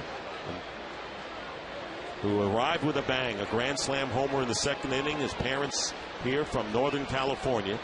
And Valdez on the 3-2 pitch lifts it in the air to right field, and J.D. Drew makes the catch for out number one as Schneider goes back to first. 1 out, 1 on here in the Phillies' fifth inning, and that'll bring to the plate the leadoff batter, Shane Victorino. So to clarify that, we believe that is Dustin Richardson. That is Dustin Richardson, so he is in uniform, and he is eligible to pitch today. So the Red Sox made the switch from Matsusaka to the DL and got Richardson here in a hurry. You know what I'm thinking? You didn't have to arrive much before the game if you were playing for the Red Sox today. That's right. What a day. Pitch down low to Victorino, 1-0. And Durbin, who has been up for 3 innings now for the Phillies. Victorino called out on strikes and hit back to the mound. 0 for 2. And the count now, 2 balls and no strikes with 1 out. Yankees beat the Houston Astros 9-3, and the White Sox lead the Cubs in the bottom of the 6th inning at Wrigley. 3-0. Ken Rosenthal, you've had the, with the cover, you don't get the rain where you are, but you've been sitting with the family, Becky and Don. What's it been like? Well, they are just over the moon, to put it mildly. They actually were headed back to California from Indianapolis, where they had been watching Dan play at AAA. Their younger son graduating Santa Clara today, and the rest of the family is gathered at a graduation party. Needless to say, they're going nuts. And just more on Dan and his unlikely story. When he was in high school, he was so small they had him on growth hormone. And then his dad, Don, told me that in college at Santa Clara, that freshman year, when he was the team manager, he was washing uniforms. My gosh, what a great story and great job by Ken. 3-1 pitch fouled out of play. So Ken Rosenthal having a chance to talk to the parents, Becky and Don Nava, after the grand slam home run. Hideki Okajima begins to throw, and we heard Terry Francona say it's going to be a bullpen day today for Red Sox pitching. Empty the bullpen. 1 on and 1 out. 3 balls and 2 strikes to Victorino. In the air to center field. McDonald going back, and on the edge of the warning track makes the catch for out number 2. And time now for a DirecTV game break. The only way to watch every MLB game in HD. Call 1-800-DirecTV. We talked about the Yankee game. Bottom of the 3rd. Tied at 2-2. Jorge Posada with the bases loaded with a grand slam homer off of Wandy Rodriguez. The Yankees took a 6-2 lead with that swing and ended up beating the Astros 9-3. And for the Yankees, it was their 21st home victory, 21-7 at Yankee Stadium, and trying to chase the Rays for first place in the AL East. And the pitch here to Jason Worth. The Yankees right now a half a game behind Tampa Bay, and they play tonight. The only way to watch every MLB game in HD, call 1-800-DIRECTV. Worth has walked and was called out on strikes. Snyder led off the Phillies fifth here with a single.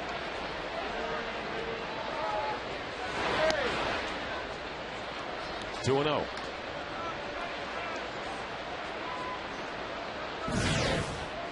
Chase Utley still battling the problems at the plate. 0 for 2 today, would be next.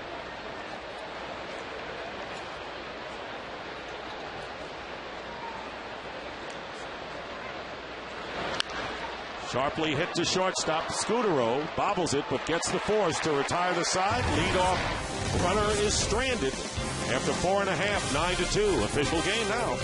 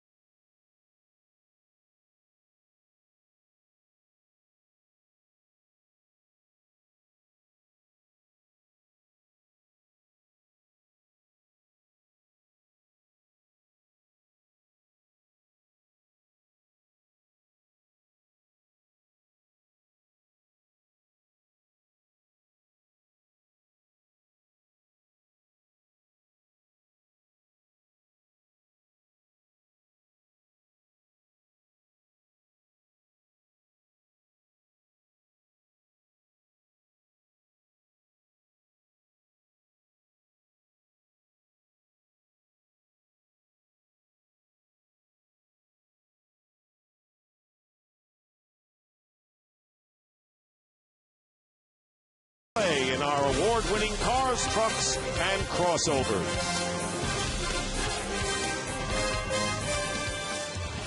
Well, nationwide, thousands of communities have gotten involved as Chevrolet and Scotts have set out to rebuild local ballparks. Don't miss your chance to get involved and to win a new Chevrolet at ChevyBaseball.com.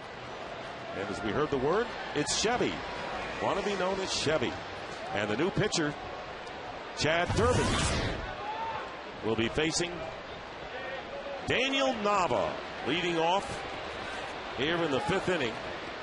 And if you joined us late, you missed one of the great moments that you'll find. Daniel Nava, who was called up and starting in his first major league game in left field, came up in the second inning with the bases loaded and hit a grand slam homer into the Red Sox bullpen in his first major league at-bat.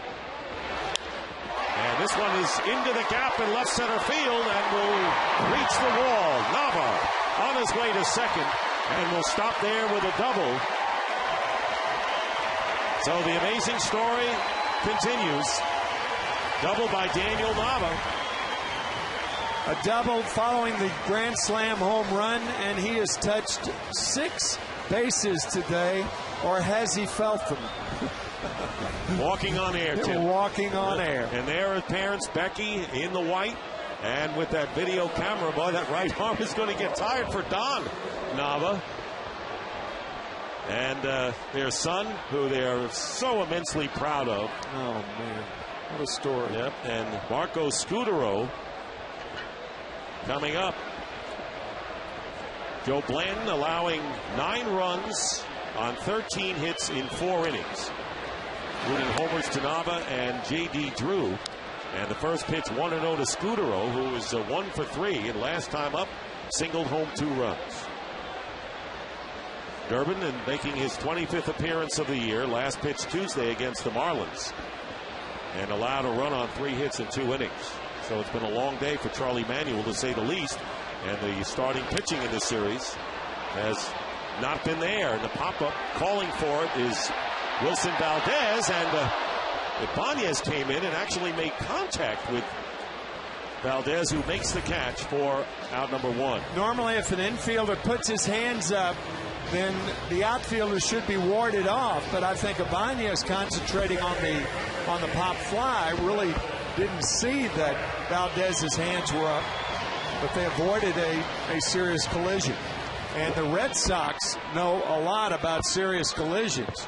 And it's interesting that Adrian Beltre has been involved with both of the collisions. One, of course, right, Jacoby Ellsbury, who has been out playing only 9 games, as Dustin Pedroia takes ball 1. Pedroia 2 for 3 with a single and a double and a run batted in. Ellsbury, who went and had his ribs checked in Los Angeles, and they find out that he has additional ribs broken. That was on April 11th that Ellsbury collided with Beltre, returned to play 3 games, has only played 9 times this year. And his second injury might have happened during a catch against the Phillies. In any event, they don't expect Ellsbury back till about the All-Star break. Now, here are the 2 collisions. The first one on April the 11th that injured Jacoby Ellsbury. That was at Kansas City when he collided with Adrian. And then on June 4th, the Red Sox and Orioles, Jeremy Hermida and Beltre collide. Both were on the DL, both with broken ribs. So those collisions can be very costly to ball clubs. And then, of course, Mike Cameron has had, an injury this year. And we talked about Hermida, and it's really been a tough haul for the Red Sox outfielders, which, of course, brings us to Daniel Nava. Yeah. Because Reddick was sent down, and, on the disabled list was Hermida. So Nava had to come up, and what has he done? Grand slam in his first major league at-bat and a double. There he is at second with 1 out and a 3-2 count to Pedroia. Here the Red Sox, after the first 3 weeks of the season, losing 2/3 of their outfielders. Strike 3, and Pedroia is out of there. Crowd disagreeing with that, even with the 9-2 lead, and let's see if they have a point. Nope, that pitch is a strike. That came back over the outside corner. Dustin didn't think so, but the best word that you can use for any player is gamer. That's the proudest word in baseball. And Dustin Pedroia is a gamer. Doesn't matter what the score is, he still wants to hit. David Ortiz takes strike 1. Mike Cameron, you saw in the dugout with a strained abdomen, and that's been a troublesome injury for the veteran. 2 down, Nava the lead, and the pitch is in tight. 1 ball and 1 strike. Red Sox going to a different format. You mentioned the fact that they were a high-scoring team, and actually they still are. But Beltre at third base, Cameron, who was going to be the center fielder, Ellsbury was going to move to left field. That was the original Red Sox plan after the years in center for Ellsbury. Good slider from Chad Durbin. One of the few bad balls that Red Sox hitters have swung at this afternoon. 2 down, runner in scoring position, 1-2. And strike 3, fastball on the inside corner, and Ortiz, who has a double, has gone down for the 3rd time on strikes.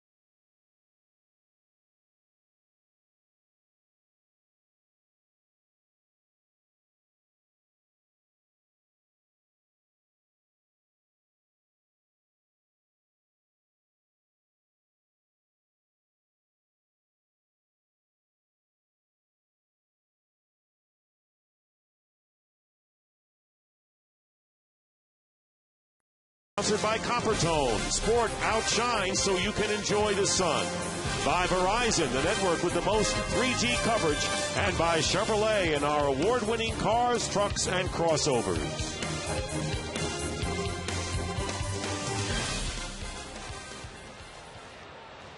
Hideki Okajima has come on, and the third pitcher of the afternoon for the Red Sox, and he'll be facing Utley, Howard, and Francisco. Okajima making his 26th appearance. He has 3 walks and only 1 strikeout in this month, and he has allowed more than 2 base runners an inning. So Okajima earned his 6th hole Tuesday against Cleveland in his last appearance.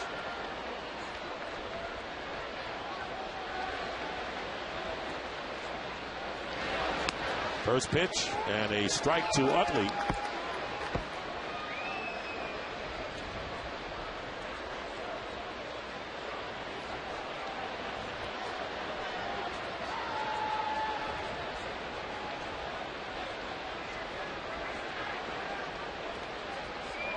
The 0-1 for Okajima, and it's taken for 1-1. Chase Utley is now back in Massachusetts, the Bay State. While playing for UCLA, he spent 2 summers playing in the Cape Cod League, which is very popular. His Little League coach in Long Beach was Jeff Burrows, former AL MVP.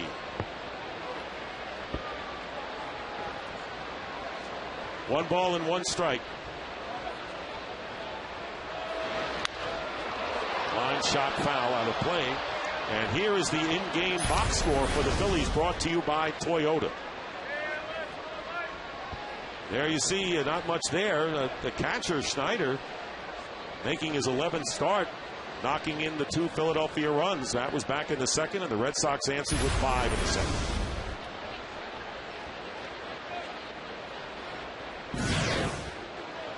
Ryan Howard on deck.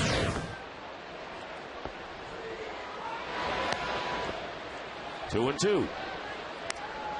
Manny Del Carmen worked 2 innings, gave up a hit and struck out 1, and he is the pitcher of record for the Red Sox. Scott Atchison worked the first 3 innings. And Dick, you are the announcer of record who first mentioned the word Manny today. And it will be mentioned for the following week until the Dodgers show up next Friday night. I just want to know whether Manny will be Manny when he comes in wearing the Dodger uniform. I don't know. You'll be here to chronicle it all, and that's coming up next Saturday at 4 o'clock Eastern on Fox. The Dodgers and the Red Sox. Pretty impressive career with the Red Sox. His first series at Fenway Park since the trade in 2008. 2 balls and 2 strikes to Chase Utley, leading off here in the 6th. Red Sox leading by 7. Another foul. It is understating things to say that Manny Ramirez did not leave New England in a gracious fashion. He was called upon to pinch hit. He took 3 straight strikes without attempting to swing. He said both knees were injured. One of those deals where an athlete forgets which knee he said was hurting him, and you don't know which side to limp on. There's the 2-2 pitch. The Red Sox, by the way, sent Manny Ramirez for MRIs to both knees. They were shown to be structurally sound, and it's one of those classic examples, Dick, where a high-profile athlete can hold an organization hostage. And that's exactly what Manny Ramirez did to the Red Sox. And to me, it was reprehensible. And it's going to be interesting to see how he is received next weekend and which Manny they'll remember here in New England.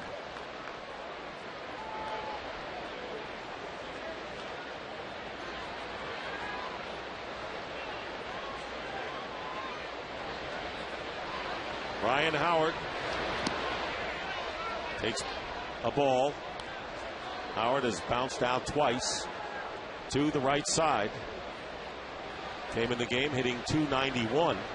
And I think I heard your voice on a situation where Manny Ramirez had a water bottle in his back pocket, I believe. That is exactly right. I think it was 4 years ago.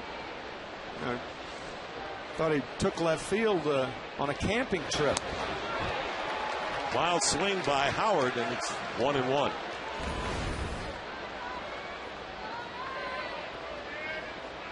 Well, some people during his time here, and the guy could just flat out hit, as he proved. Not only when he went to Los Angeles, he proved he could hit. Everybody knew that. And as Terry Francona has said more than once, that's why we were paying him $20 million. But not only could he hit, but he also showed that both knees were healthy when he went out there. He made 7 All-Star appearances, won 2 World Championships with the Red Sox, was the World Series MVP in 2004, and no one can ever deny he had immense talent, one of the great hitters that we've seen in the game. One of the great right-handed hitters in the history of the game. Okajima with the 2-1, and off-speed pitch fouled off.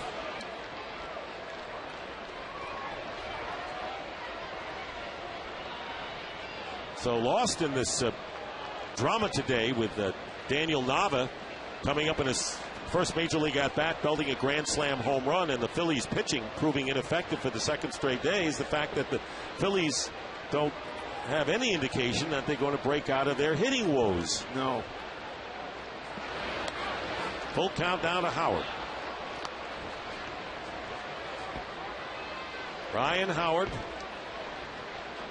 MVP of the National League in 06, Rookie of the Year before, has led the major leagues in homers and runs batted in since the 2006 season, but like many of the Phillies, has not hit well in this ballpark.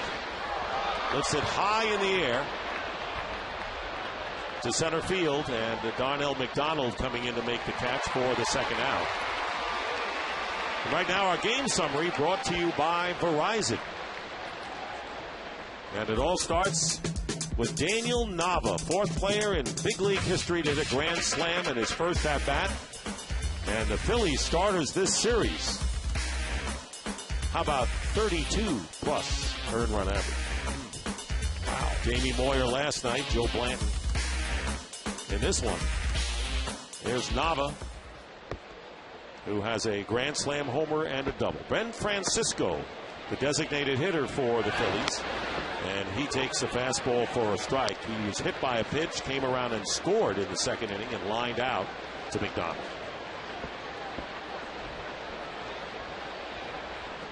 Top of the 7th inning, White Sox, who beat the Cubs yesterday, leading the Northsiders. Yeah, that's Mark Burley's game. The left-hander only 3-6. Author of a perfect game last year against Tampa Bay, and a no-hitter earlier, 3 years ago.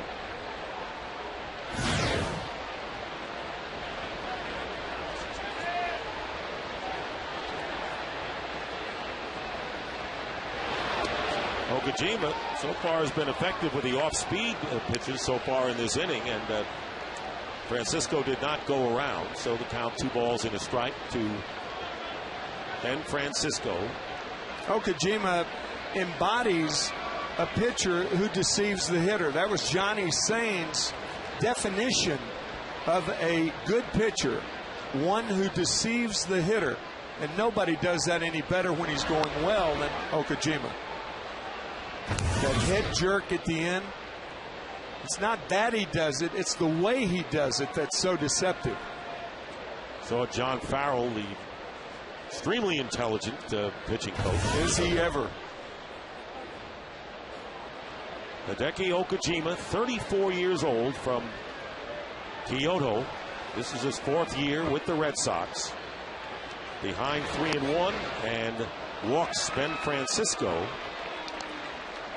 The Phillies have had only 2 base runners since the second inning. Leadoff single by Schneider in the 5th, and the 2-out walk to Francisco here, and that brings Ibanez, who is 1 for 2, has scored a run to the plate.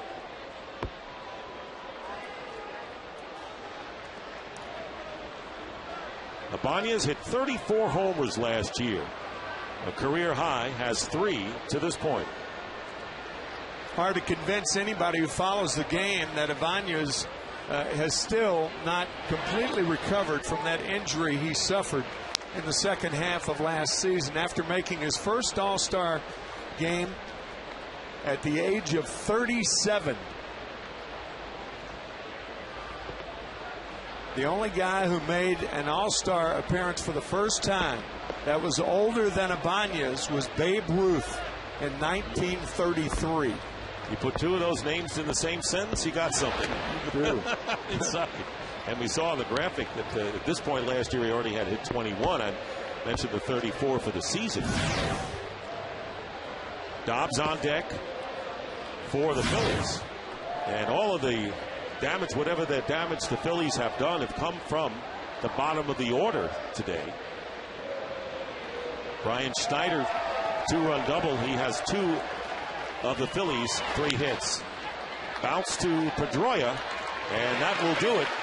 In the middle of the 6th inning here at Fenway Park under steady rain. Steady Red Sox 9-2.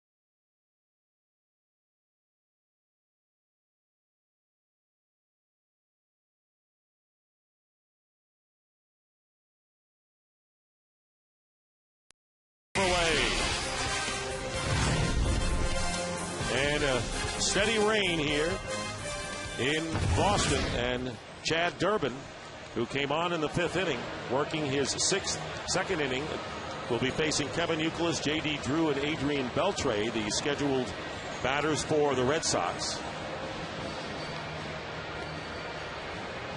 Ramon Ramirez, who has been an effective reliever for the Red Sox as of late, warming up. And coming up in a couple of weeks, Fox Saturday Baseball returns to primetime on Saturday, June the 26th. The Yankees will play the Dodgers, the Red Sox, and the Giants, so the Cubs hit the White Sox. 3 terrific battles. Coverage will begin at 7 p.m. Eastern, 4 Pacific on Fox. Check your local listings for the game in your area. For many years, the Yankees and Dodgers clashed in the World Series. 11 times. The Yankees winning 8 of those World Series. And the Red Sox and the San Francisco Giants have never clashed in the World Series. But this is going to be interesting.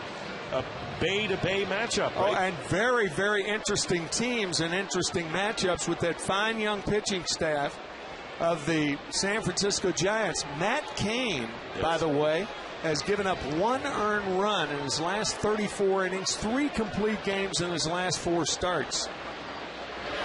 Kevin Youkilis fouls off the first pitch, and so the Giant pitching, and there you see 2.5 games back in the NL West. This is what Cain has done. Wow. 0-1 the count to Kevin Youkilis, who is 1 for 3 with a single, and he scored a run back in the 4th inning. Kevin Youkilis, by the way, famous now as a big leaguer, but his first brush with fame, it was at age 14. He appeared, remember the movie Milk Money with Melanie Griffith? Mm-hmm. I do. He played one of the villains who collect the other students' milk money. And the movie was filmed in Cincinnati, which is Youkilis' hometown. And, of course, he attended the University of Cincinnati, but you know he is not the most famous baseball player from the Bearcats. Oh, no. Guy was a first baseman turned pitcher. That's right. I will give you a hint. He's from Brooklyn, New York. And he began his career in Brooklyn, and he went to Los Angeles. Went to Lafayette High in Brooklyn. That's right. Very good, Tim. And, of course, it's the redoubtable Sandy Koufax, one of the great left-handers. And you faced Sandy Koufax, so. I'm sorry to say I did. Baseball royalty at its best. 2 balls and 2 strikes to Youkilis, and it hits him on the left hand.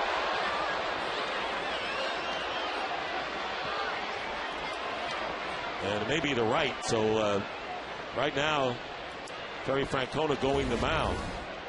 Yeah, remember last night, Kevin Youkilis missing that game because of back spasms. Yeah, it's the right elbow. Yep.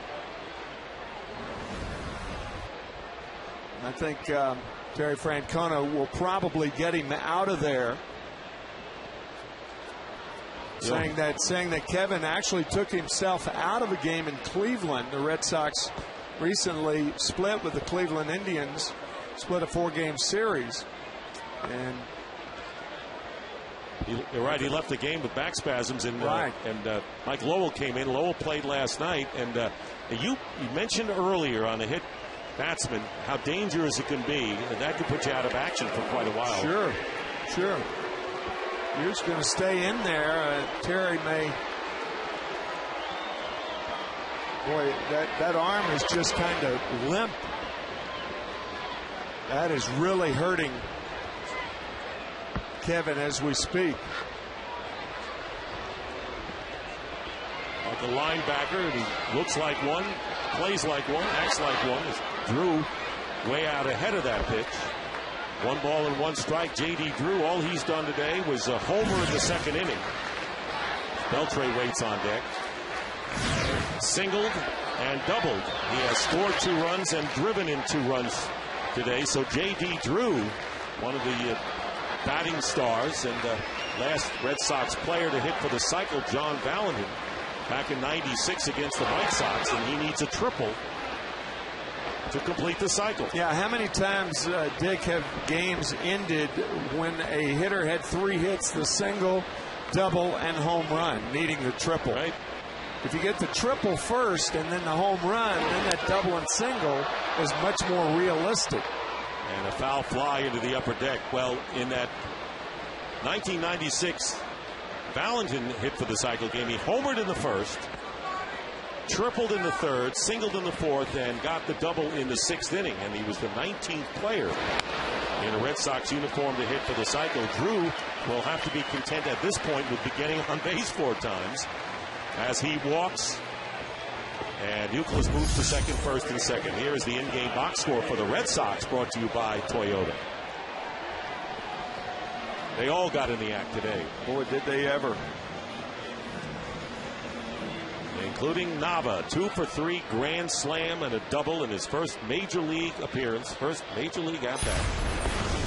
Here's Adrian Beltre, 1 for 3 with a single. And checking with Bill Hahn on that pitch.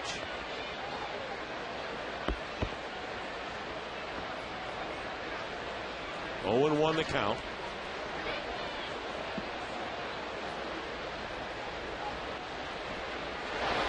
Foul out of play. How about the year Adrian Beltre is having? After 7 years with the Dodgers, Played with Seattle last year. Talked about his Gold Glove abilities. You talked about one of the best years, if not one of the best years he's ever had. Certainly matching last year already, as far as home runs and RBIs are concerned. He's matched the home runs and 1 RBI shy. You're right. We were talking about it last night. Beltre leads in a very important category. And off the fist and a base hit to right field by Beltre. And they're going to hold Youkilis at third, and that'll load the bases. And that was the category. Hitting with runners in scoring position. But particularly, and Dick and I were saying last night, baseball is filled with so many numbers that sometimes it does the heart good to slow things down, take a step back, and realize what those numbers really mean. And Beltre leads in runners in scoring position with 2 outs, where you have to get a hit to score the run. Here's Varitek, lines it foul. No sacrifice fly or no well-placed ground ball. No ground ball with the infield back early in the game. And there it is. Base is empty, but that RISP, R-I-S-P, runners in scoring position with 2 outs. He's batting .484. And that's big time. That's really the true value of a player. Yeah. I mean, you talk about a clutch hitter. When a guy has to have a hit and he gets it with a runner in scoring position and 2 outs, that's a clutch hitter. Meanwhile, bases loaded, nobody out, and a ground ball hit to shortstop. Valdez touches second, throws to first for the out, but the double play will get a run home as Youkilis scores. And it's now 10-2, and you can see Youkilis holding on to that right arm, that elbow. Yeah, he's seen the last of play today.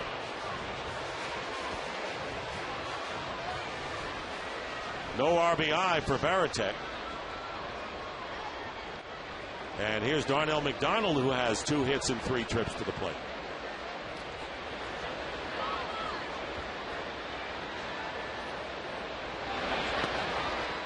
And strike 1 to McDonald.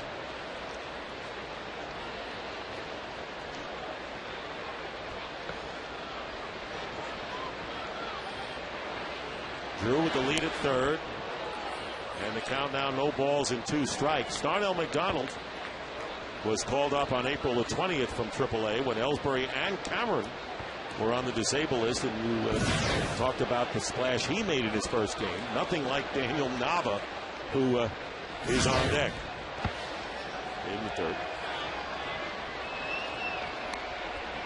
Chad Durbin in relief of Joe Blanton worked the first 4 innings.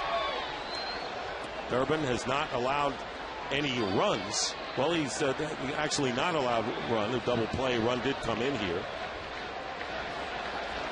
but not as a result of an RBI. And good pitch jams McDonald out of play. Let's think about the Navas. After this game, there will be a bi-coastal celebration for one brother who graduated, and then Dan Nava's remarkable performance this afternoon. Daniel Nava, 27 years old, from Redwood City, California.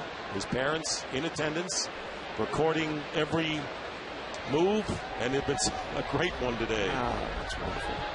Here's the 1-2 pitch, and McDonald stays alive. Red Sox were actually trailing 2-0 in the second inning. Phillies scoring 2 in the top of the second off of Scott Atchison, who, as Terry Francona said, at the buzzer was called on to start with the injured Daisuke Matsusaka with a strained right forearm, immediately put on the disabled list. And Atchison did a good job in 3 innings, giving up 2 runs on 2 hits. But the Red Sox responded with 5 in the second, 3 in the third, 1 in the fourth, and they've added another run here in the 6th.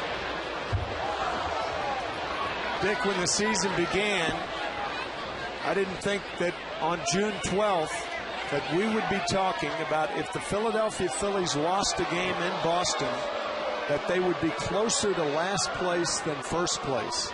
But that will be the situation if the Phillies lose this game. And right now, they're in third place in the NL East.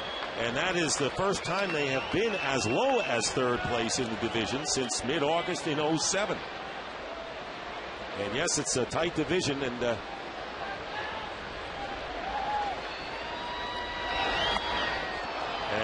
McDonald strikes out, and that'll do it. But a run comes in, and we'll return to Boston after a word from your local Fox station.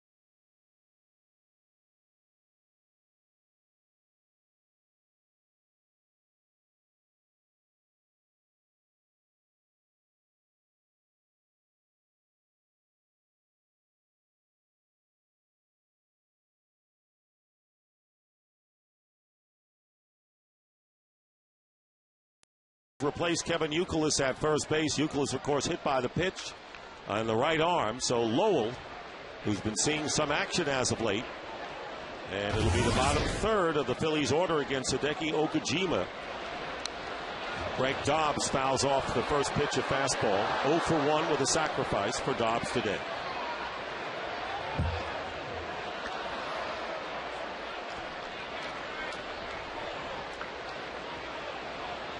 Atchison worked 3 innings. Del Carmen 2.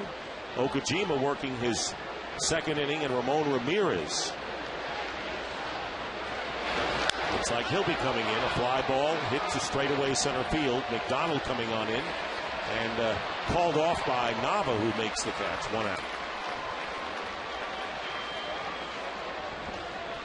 Comparing the Phillies into defending National League champions through last season through June 11th and this season. And 5-game difference in the loss column. Yep. Yeah, and the other teams have gotten better. Atlanta's gotten better. The young Jason Hayward, they've been getting terrific pitching out of Tommy Hanson, Tim Hudson. The Mets have gotten better with Ike Davis at first base as J.C. Romero. And obviously, we talked about Steven Strasburg earlier. Washington is a buzz in baseball like they haven't been since the Montreal Expos moved there. No, and you know, this is what's great about baseball is the fact that new faces come along. You know, right. It used to be shows, New Faces of 1994. It would be a Broadway show, new actors, actresses, new stars in baseball emerging here. Mike Stanton with the Florida Marlins, all in the Eastern Division of the National League. Yes, so Strasburg, Hayward, Davis, and Stanton. And pretty good quartet right there. No balls and 2 strikes to Brian Schneider, who is 2 for 2 with a single and a double. He has driven in both Phillies runs today. And a check swing. By the way, we saw Ramon Ramirez warming up for the Red Sox. Terry Francona telling us before the game that Jonathan Papelbon will pitch today or tomorrow, regardless of whether it's a save situation. He has been out with the bereavement situation for Jonathan. Everybody hopeful that everything's all right with his family. He took 4 days off, so he really hasn't thrown in about a week in any kind of competitive situation. He did get a chance to come to Fenway and work out one of those days. So we may very well see Jonathan Papelbon perhaps in the 9th inning, and if not today, tomorrow. Okajima inside, and the count is even at 2-2 to Schneider.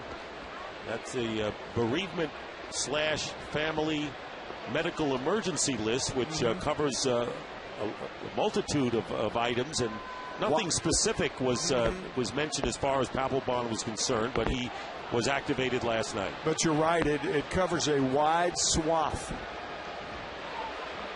2 balls, 2 strikes with 1 out. Top of the 7th. Check swing, foul back.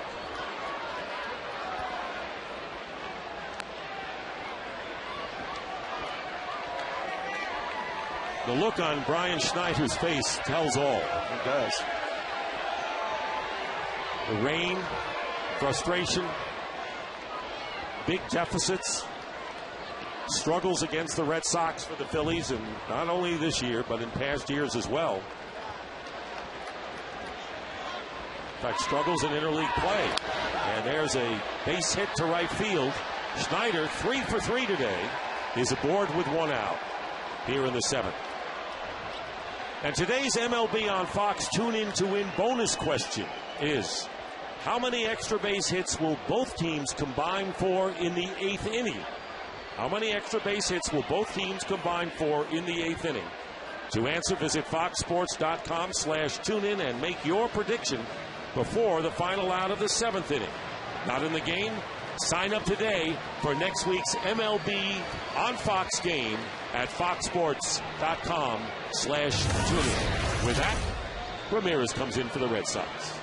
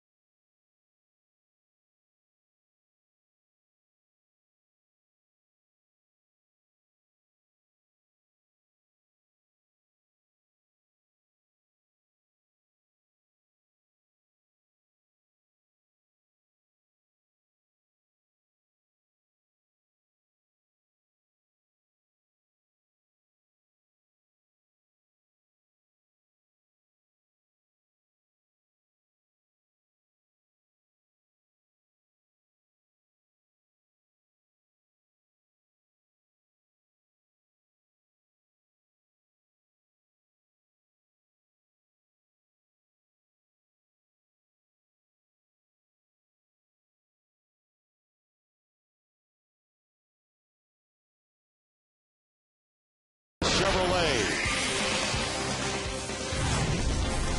And the new pitcher is Ramon Ramirez, making his 26th appearance, the 28-year-old Dominican right-hander in his 5th season, second with the Red Sox. And let's pick up sounds of the game. Home plate umpire Bill Hahn. Can we flip that and pull it all off, yeah. You all right? You all right? No, is that okay? It's not leaving? No. Let's get a little harder, but not for very long. It's supposed to start raining harder here soon, I guess. That's what they called it, zap. We're gonna... And as you saw when we came back from commercial, they're sanding the infield, which is getting kind of muddy, as is the warning track area, you know, beyond the Red Sox dugout, down the right field line and in right field. So the excellent ground crew here getting it done. There you see, and with the lights, with the steady rain, the footing not ideal out in that area.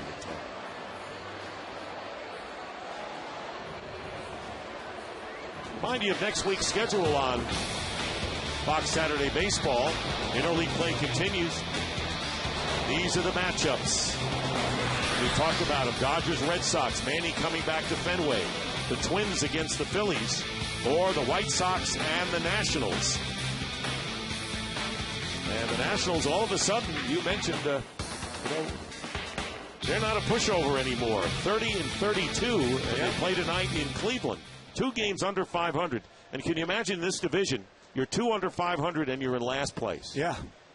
Right now, Steven Strasburg is scheduled to pitch not only tomorrow at Cleveland, but next Friday.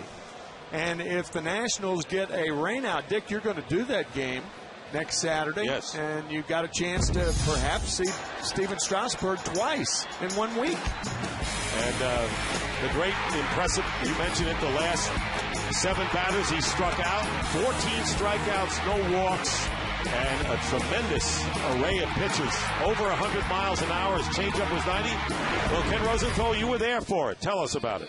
Dick, in my 24 years of covering baseball, that was one of the most electric nights I have ever spent in a ballpark. I saw John Smoltz afterward, and he had done the game for MLB Network, and he was talking about Strasburg's hype, and he said he super exceeded the unexceedable. Now, it's not great English, but you get the idea, and Smoltz was excited as a school kid. Everybody in the park felt the same way. Super exceeded the unexceedable. You got to love that. Yeah, you do. And he's pitching tomorrow on the road for the first time, and before he comes home next week. So I think, Tim, it's great to see new faces and potentially great faces come into the game. Well, a guy who can really appreciate Steven Strasburg's debut is Dan Nava, the left fielder for the Boston Red Sox, who hit a grand slam home run on his first pitch today. First pitch seen, grand salami. First game thrown by Strasburg, 14 Ks, 7 strikeouts, the last 7 that he faced.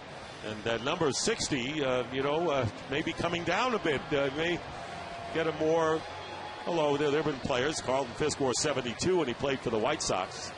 Wilson Valdez coming to the plate, facing Ramon Ramirez, who wears number 56. So here's Valdez, 0 for 2. Schneider on at first base with 1 out, and Ramirez in relief of Hideki Okajima. And the first pitch, a fastball. Okajima in an inning in the third gave up a hit, struck out 1, walked 1, and responsible for Schneider, the runner at first.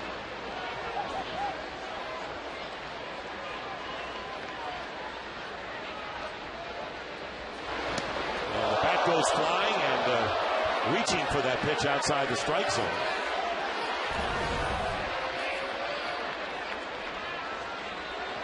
Bat boy alertly giving a new bat to Valdez.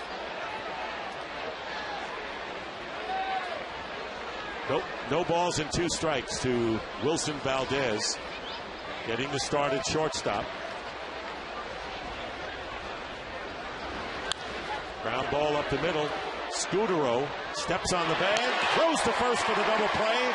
And so Ramirez comes in and gets the double play to end the Phillies' seventh. After 6.5, it's 10-2 in favor of Boston.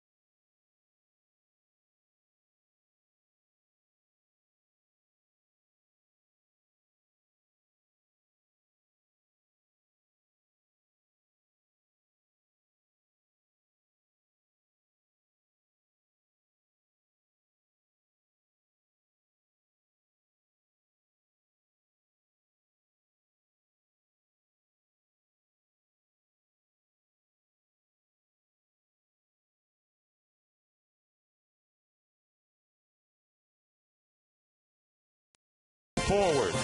By VW, it's a whole new Volkswagen and a whole new game. And by Lowe's, for all your home improvement needs, Lowe's, let's build something together.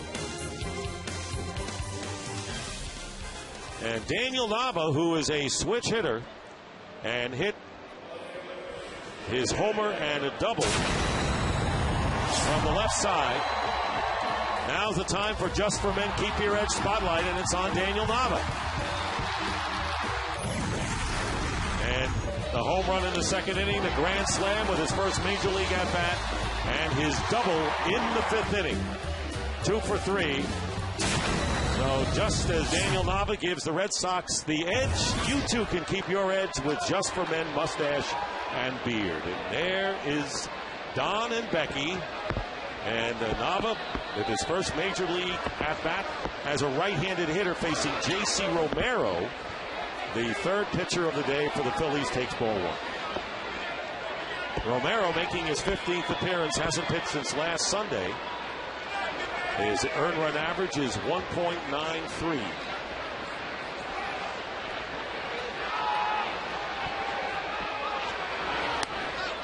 There's a strike, 1-1. J.C. Romero released by the Boston Red Sox on June 18th, 2007, and his career has certainly picked up. He's in 2 World Series for the Phillies. Winning pitcher in games 3 and 5 of the 2008 World Series. And 3 appearances. Nava takes outside, and the count 2-1 to the Red Sox left fielder. Lineup was posted today, and there, batting ninth in left field, Daniel Nava, just called up from Pawtucket.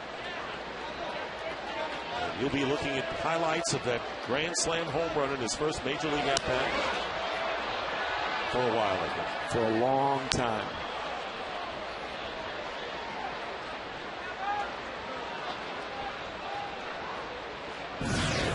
On deck, the top of the order, Marco Scudero. 10-2 the score. The Red Sox lead. They won last night 12-2 in the start of the series. And they scored all 12 runs in the first 3 innings. Jamie Moyer gave up 9 runs on 9 hits in 1 inning.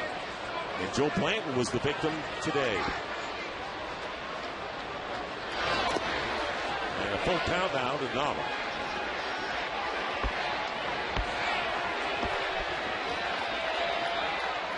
Once again, Nava, the AAA Pawtucket farm, hitting .294, had 8 homers and 38 runs batted in.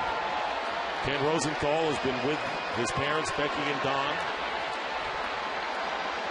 Played collegiately at Santa Clara after becoming the team manager and washing the uniforms, we learned today. What a story. Oh, man. 3-2 pitch. Fly ball to right field. Jason Worth with a play, looking up in the rain, and makes the catch for the first out.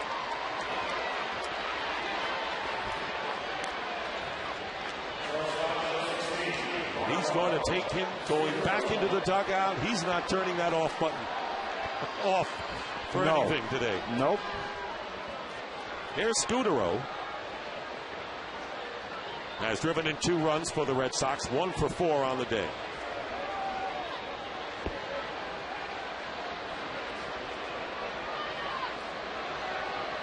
Been raining the last several innings. Rained hard about 3 hours before the game and then stopped.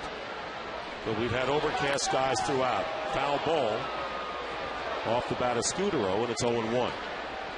I'll tell you, the Red Sox hitters the last 2 games, last night and today, have been wearing out that left field foul line. Even the left-handed hitters. David Ortiz with a double down the left field line last night. Pedroia, Scudero.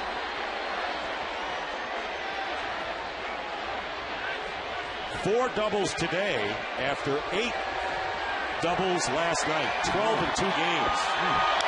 And a line drive to right field. Worth going back and makes the catch for the second out. Well, visit your local Lowe's to cast your Scott's MLB All-Star ballot and enter for a chance to win a VIP All-Star Week experience. Compliments of Scott's. And, of course, the game will be at the Big A in Anaheim. Tim will be there with Joe Buck and the Fox crew.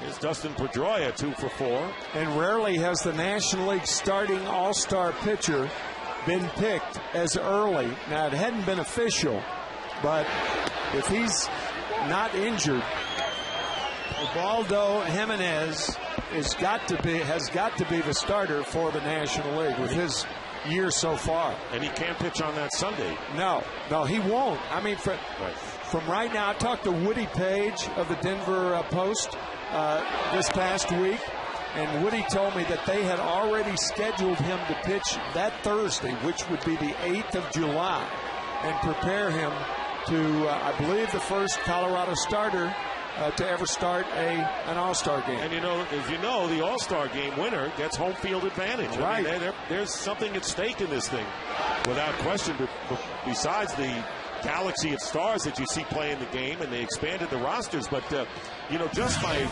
that note that you got on Jimenez, the fact that they're paying attention. Yeah, that's right. And how about the cast, the supporting cast? Here's a look at what Ubaldo Jimenez has done thus far. He gave up 2 runs in 6 innings last night to raise his ERA to 1.16. He raised it. Yeah, got Bob Gibson numbers. Yep.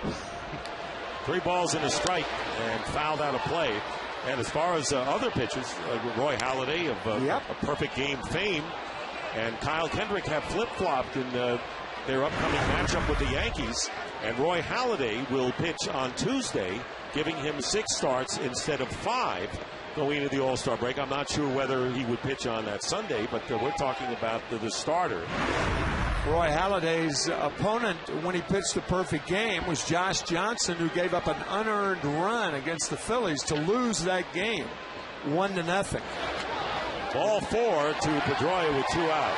And that Jaime Garcia of the Cardinals, boy, you talk about a guy who's for real. Kenny Albert and I did that game, that 20-inning game, where he started against the Mets. The Mets won that game 2-1. It was scoreless after 18 innings. But Jaime Garcia, the minute you saw him, you said, this guy is for real. I had a chance to see him down in Jupiter in spring training. Oh, yeah, that's right, Dick. And he won outright the number 5. That was the big question coming in for the Cardinals, one of the questions in pitching, because they had a solid staff. Who was going to be the 5th starter? And Garcia shows that he may not be a 5th starter for long, obviously. Tony La Russa told us before that game that he's been their best pitcher this spring. They've had injuries. Brad Penny's been hurt. And Jeff Suppan, who was dropped by Milwaukee now, is a possible return. Ken Rosenthal, of course, would know more about this, but he has been with Dave Duncan before and could be again. Here's Pedroia on at first with 2 out here in the 7th inning. 10-2, the Red Sox lead the Phillies. And Ortiz takes inside, and the count 2-1 to David Ortiz, who has struck out 3 times and has a double. And there's Mike Lowell, who went in as a defensive replacement for Youkilis in the top of this inning. J.C. Romero.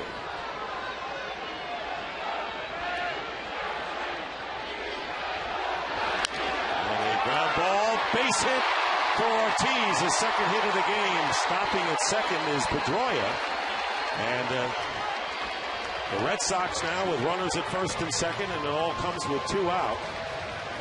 And Mike Lowell coming to the plate. And, of course, he has been in no man's land, Ken Rosenthal. Yes, he has, Dick. But the Red Sox are now getting some interest in him, particularly from the Twins. Twins manager Ron Gardenhire and his coaching staff lobbying for Lowell. The Twins have lost Orlando Hudson and J.J. Hardy to the disabled list. Lowell would give them some depth. Now, Texas also interested. The Angels are said to be hovering. But the Red Sox need to trade Lowell to clear a spot for an outfielder because they might want to add one with all the injuries that they have.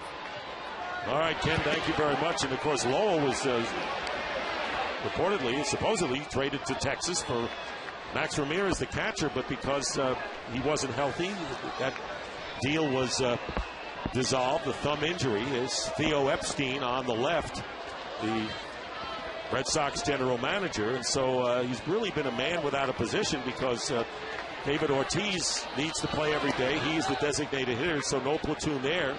And Mike Lowell has been very classy about the whole thing. He's a man without a position, but you would never know it from the introduction and the applause he received on opening day. He was received with the greatest amount of enthusiasm by the Fenway faithful. And he hit a 2-run homer last night. And that's not bad for the scouts to see. Yeah, that's the point. I think that's the point Ken was making. This guy can still hit. He can still play. This is last night's game. That made the score 5-0 in a rout of the Phillies. Started only 5 games this year. 1 ball and 2 strikes to count to Lowell with 2 out. And 2 runners on here in the Red Sox 7th. J.C. Romero, and Lowell strikes out, flips his bat in disgust. As the inning ends, the Red Sox lead 2, but take the 10-2 lead as the Phillies come up in the 8th.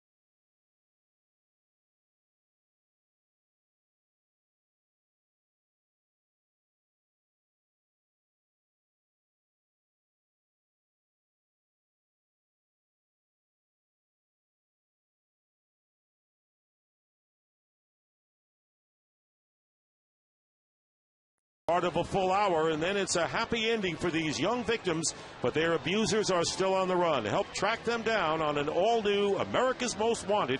It all starts at 8, 7 Central tonight on Fox.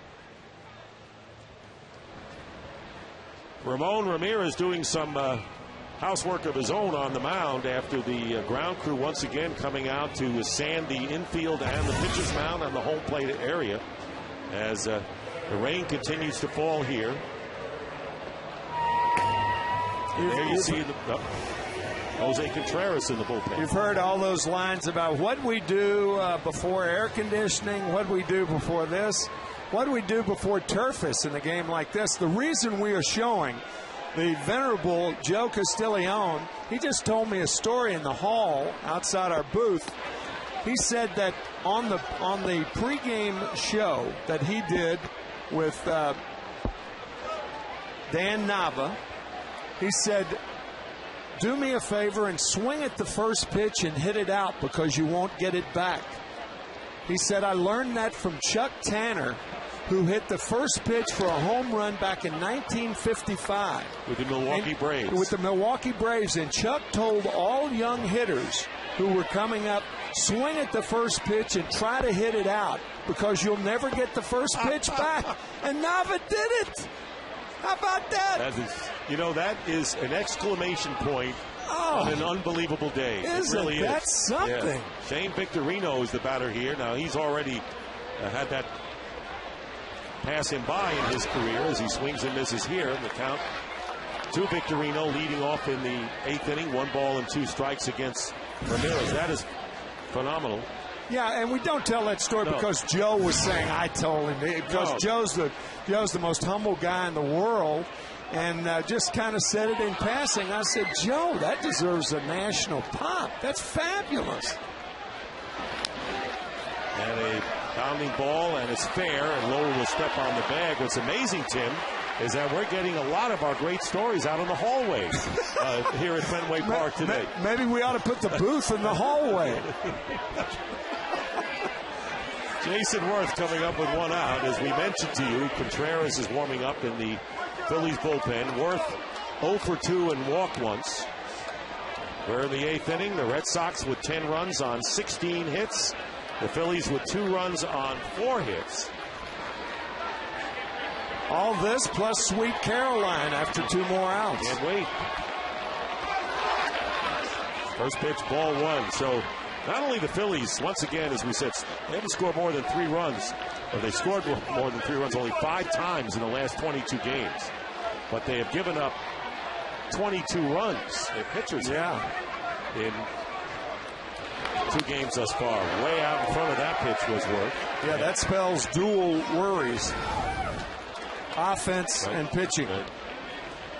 So the Phillies' woes not getting any better today.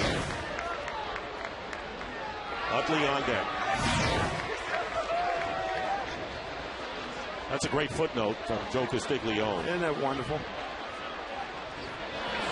1 ball and 2 strikes. And Chuck Tanner, who is always a favorite of mine when I knew him out of Pittsburgh, Newcastle, Pennsylvania. Great guy, Newcastle, PA. Right, and with the Pirates, managed the White Sox when they had Dick Allen. Jim Cott won 20 games 2 years in a row for Chuck Tanner and Johnny Sain. 1-2 pitch and a line drive right to Beltre for the second out. 2 down in the 8th inning.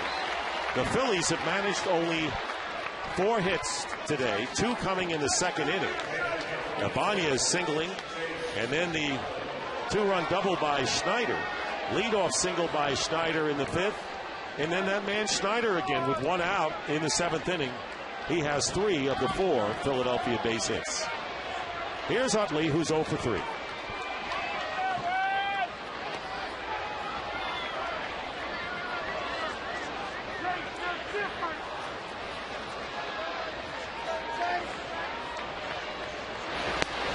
And a fastball and a strike. You can look at the Red Sox pitching, and of course they've gotten great work from Clay Buchholz and from John Lester. They have been outstanding. And now, with Matsusaka on the disabled list, Josh Beckett was supposed to start throwing today, cautious coming back from the strained right muscle in the upper back. And he's been out. Fly ball hit to left field. Nava going back and playing it off the wall for the first time in his career. Fires to second, and a sliding double for Utley with 2 out.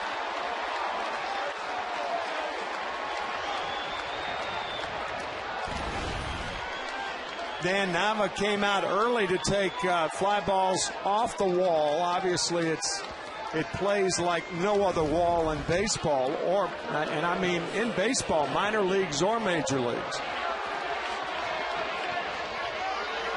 You mentioned John Lester. John Lester has a chance to be the best left-hander to ever wear a Boston Red Sox uniform. I guess prior to this, Mel Parnell. We talked about Bill Lee earlier. Bill Lee won 17 games 4 straight years for the Red Sox. And you mentioned also earlier Jonathan Papelbon, who is up now in the Red Sox bullpen as Ryan Howard takes strike 1. And you had mentioned earlier our conversation with Tito Francona that he said Jonathan is going to appear for sure either today or tomorrow. And it looks like it'll be today. Getting ready to pitch the 9th inning. Ryan misses again, and it's 0-2.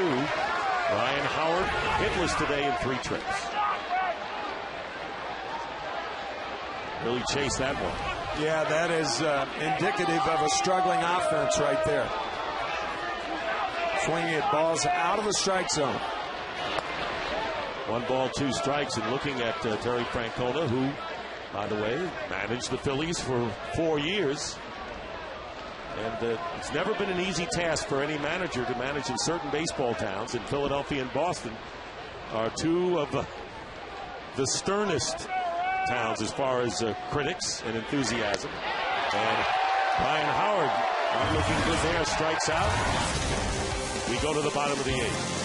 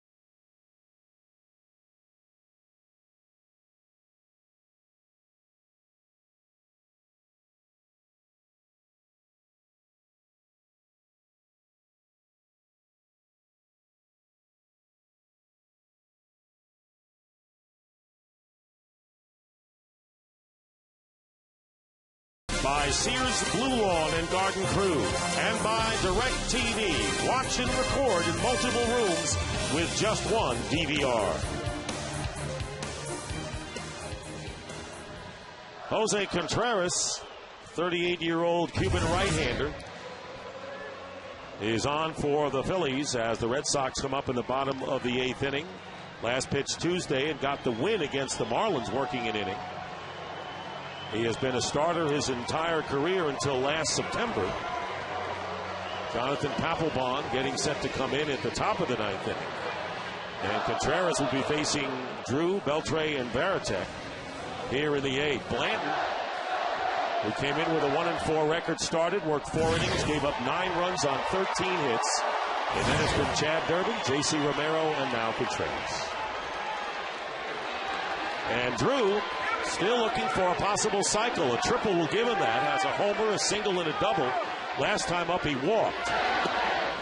And takes strike 1. Drew with 2 runs scored and 2 runs batted in. And now, you know, when Daniel Nava hit the Grand Slam homer, I knew the Beat LA chant was going to be delayed. You said it. You said it. Nice going. Beat LA. Because now the attention is to another sport and another team in Boston, and that is tomorrow night for Game 5. And what a huge game that is. And I didn't see any of these Philly fans cheering for the 76ers at this point. But that's another story. Yes. Here's the 1-1 from Contreras.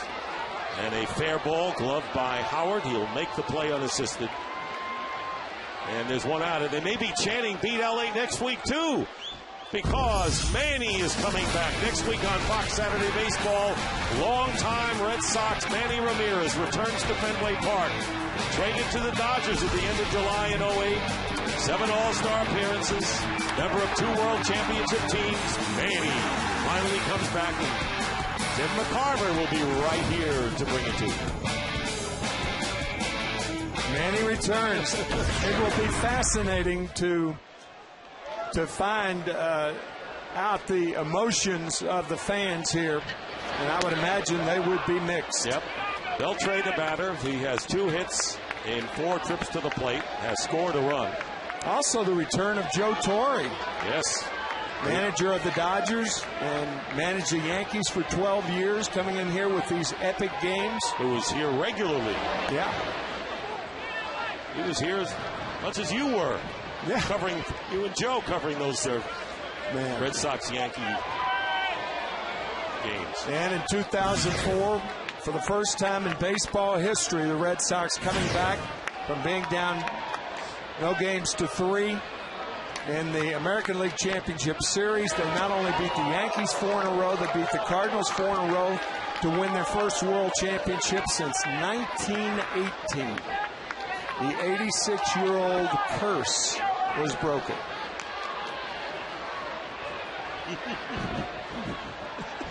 Well, his face isn't going to get wet today with the rain. 2 balls and 1 strike with 1 out to Adrian Beltre. Here in the bottom of the 8th inning, Jose Contreras. Fastball in tight. And falls behind 3-1. Red Sox coming in 3 games behind the Yankees and 4 behind first place Tampa Bay. The Yankees beating the Houston Astros today. Jorge Posada with a grand slam homer. Derek Jeter hit 2. And a big cut and a miss. Full count now.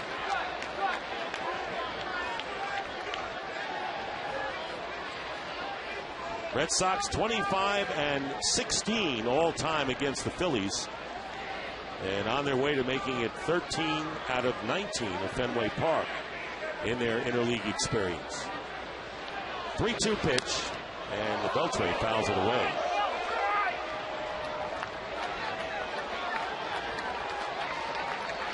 Going to have a DirecTV game break coming up. Told you about the Yankees beating the Astros, the White Sox and the Cubs battling today at Wrigley Field. Both teams under 500 trying to scamper back to the break-even mark and see if they can be a factor in their respective races. Ball 4, and Beltre is on. And time now for a DirecTV game break. The only way to watch every MLB game in HD. Call 1-800-DirecTV. Mark Burley strikes out Alfonso Soriano and Giovanni Soto swinging. And there you see Canerco singling to right field off Carlos Silva. Juan Pierre scores, and Silva very upset. And his first loss of the year as the Chicago White Sox.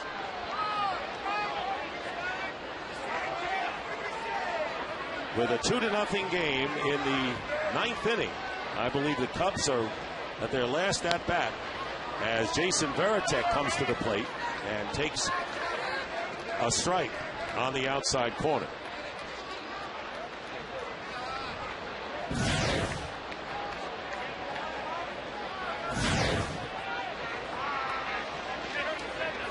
Here's the 0-1.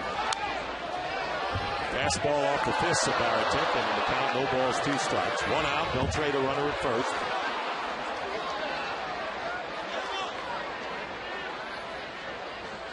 And the White Sox beating the Cubs 2-1.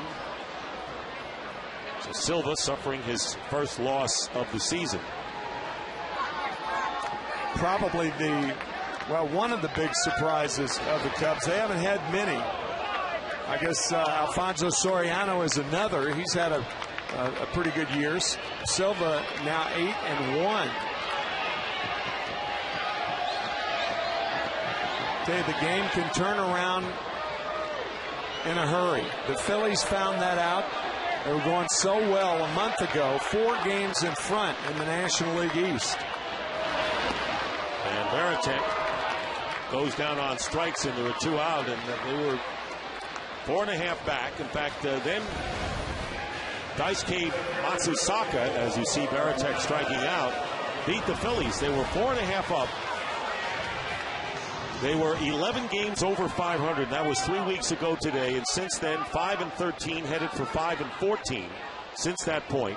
And as you mentioned, closer to last place than the first in the very tight National League East. And the Red Sox, on the other hand, going so poorly on May 18th. And now, over the last 25 games, they will be 18-7 with the best record in baseball. Go figure. And a foul ball. On May the 23rd, the Red Sox were 8.5 games behind the Rays. And what has really helped the Red Sox is the fact that they are 9 games over 500 against winning teams in baseball. Now they have lately problems. They split 4 games at Kansas City. They split 4 in Cleveland. And earlier in the year, they lost 3 in Baltimore. So they have let some of the weaker teams off the hook, but they have played their best, and it all started against the Phillies and the Rays on the road, and that began the Red Sox surgence, or resurgence. Beltre on at first base with 2 out. And the count 1-2, and McDonald checks the swing.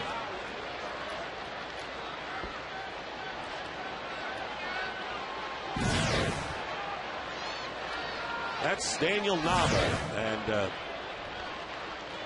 we have discussed him, and he has gotten tremendous exposure today, well earned, as Nava with a grand slam homer on the first pitch of his major league career, the story of the game. McDonald strikes out, Papelbon coming in the ninth.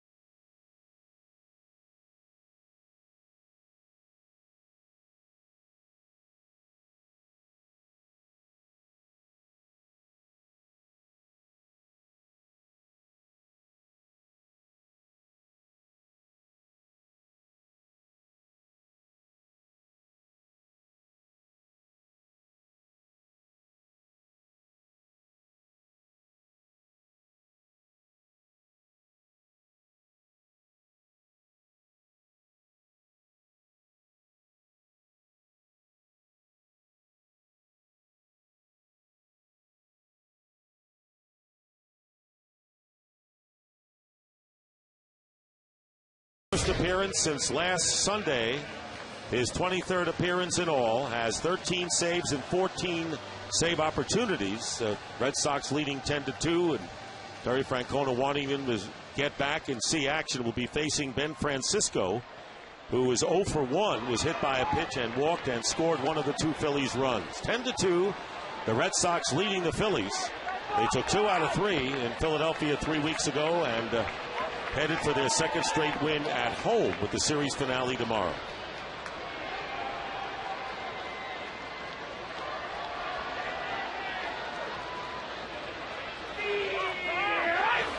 And the first pitch inside. Tim, the difficulties that Papelbon would have, normally you're ready to pitch in continual days of saves. Now he wasn't even around except the one time he came in.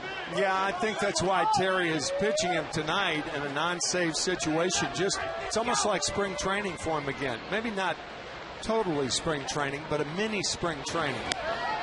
Because for a thoroughbred like Papelbon, to miss 6 games in a season, that is a ton for a guy who's used to pitching every other day, or maybe not every other day, but 65 appearances a year and building up and pitching in tense situations too.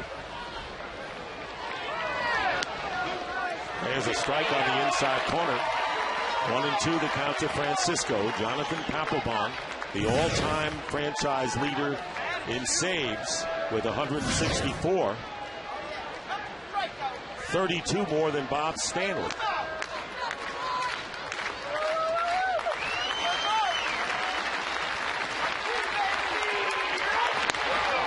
Two and two.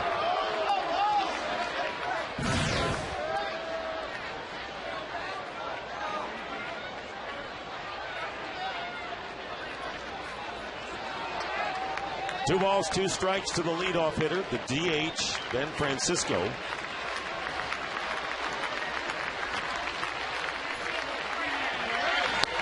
a fastball in on the fist, strike 3. And that was a vintage fastball from Papelbon there, and was 1 ball. Just tying Francisco up. And right now, Tim, we want to congratulate today's winners. Jeff Rice, Harvey Putterbaugh, and James Oldenburg for winning today's MLB on Fox Tune In to Win. Visit foxsports.com/tunein to see your results. If you missed this week's game, make sure you play next week. Raul Ibanez, 1 for 3 with a single, has scored one of the 2 Philadelphia runs in a big cut. Strike 1.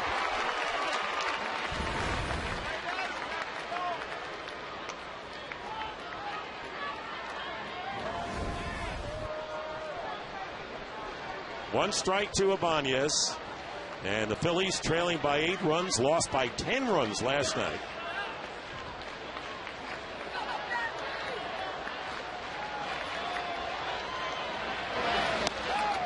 And 1-1. You know, that Beat LA chant was very brief. Yes, it was. You know, I mean, do they really mean it? I mean, oh, they meant it. Well, I do know that. But I mean, it wasn't sustained. No. But did they ever mean it? Yes, they do mean it. But you and I both know our history in this town that they mean it. Here's the 1-1 pitch. Foul ball down the left field line. And it's fair. I'm sorry. It's off the wall. Just by about a foot or so. And Ibanez is in there with a double. It looked like it was drifting foul. I got fooled, and it was fair by just a few feet. Yeah, the ball looked like it was tailing, and then straightens out and stays fair by about a foot and a half.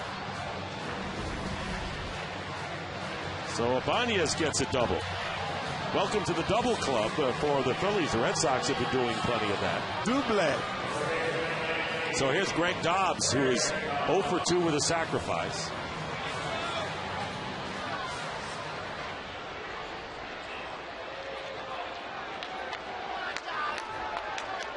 A wet day, but they get the game in, and that's the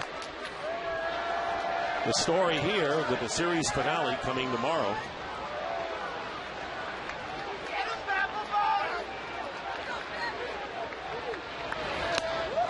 Strike 1. Cole Hamels will be looking for his 6th win tomorrow. Tim Wakefield, who has set the Red Sox record for most innings pitched by any hurler in their history, will start for Boston. And he pitched an 8-inning shutout, 8 shutout innings, I should say, against the Phillies the day after Matsusaka had the no-hitter through 7 2/3. And a ground ball up the middle, and Pedroia gets a glove on it, but no play. And the infield hit by Dobbs. Going to third is Ibanez with 1 out. We talked earlier about Pedroia being a gamer. Another example. Here the Red Sox leading by 8 runs, trying to get 2 outs with their best pitcher. And Pedroia makes a play like that. And here's Brian Schneider, who has been the beacon in the night for the Phillies, getting his 11th start of the year. Had only 29 trips to the plate coming into this game, but has double, driving in both Phillies runs, and 2 singles, so he's 3 for 3. And Schneider, the former New York Met, looking to drive in another run, and he swings and fouls it off for a strike. Schneider's been on the disabled list with a strained left Achilles. Hit .218 with the Mets last year.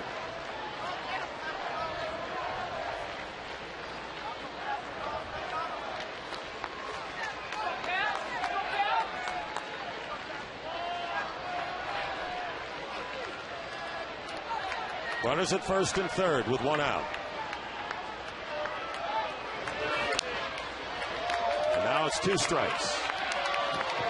Ross Globe is on deck and will bat for Valdez if he comes up. And just to wrap it all up, the Prostate Cancer Foundation, which raises funds for prostate cancer research by securing pledges for home runs hit during selected Major League games from now through Father's Day. Fans can make pledges to the Home Run Challenge. And with 2 home runs in today's game, including a grand slam, $64,000 will be donated to the Prostate Cancer Foundation. There's the 2-strike pitch, and it's 1-2. And fans can make pledges to the Home Run Challenge by calling 1-800-798-CURE or by logging on to www.pcf.org. Ibanez at third, Dobbs at first. 7 hits for the Phillies. And with 1 out, Papelbon's 1-2. 2 balls, 2 strikes.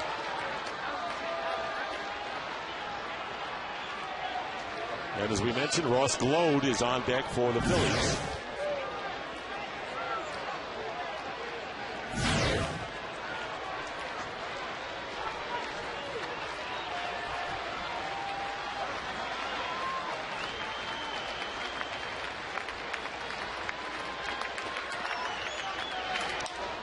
Schneider pops it up. Nava in left field. Tagging up is Ibanez. Does not go, and the throw comes in and is cut off by Beltre. So there are 2 down now.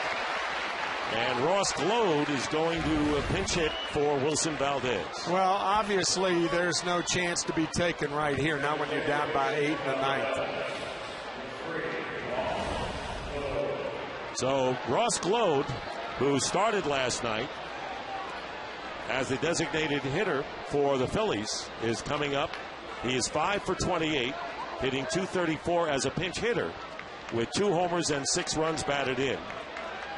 And the last hope for the Phillies with runners at the corners and 2 down in the 9th. Jonathan Papelbon, the 5th pitcher of the day for the Red Sox.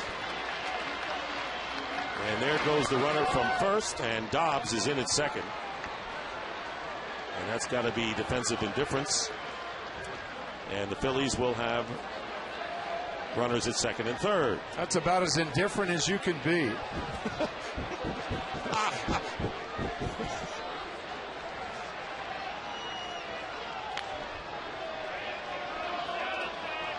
Pinch hitter Ross Globe with the count 1-0. challenges Globe to Papelbon, and it's 1-1. No chance. Yeah, Jonathan has only featured fastballs here with an 8-run lead, getting back in the groove. Runners at second and third with 2 down. And now the Phillies are down to their last strike. And the crowd on its feet, those that have braved the rain, and the fact that the Red Sox have, just like yesterday, getting the early runs to open up a big advantage. 5 in the second, 3 in the third, 1 in the fourth, en route to a 10-2 lead. And the 1-2 pitch to Globe. 2 balls, 2 strikes. The last 2 games, the Red Sox have scored 20 runs in the first 3 innings of both games combined. And we came in and you talked about the difficulty the Phillies were having with their hitters. Tough combination. Yep. Papelbon trying to finish it off in the rain. And the 2-2 pitch is low and blocked by Veritek. And the count full. Ibanez, who doubled on at third, and Dobbs, who singled and advanced on defensive indifference.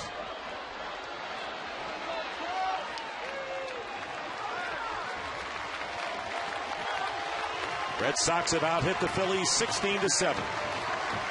And if Globe keeps it alive, Victorino will come up once again.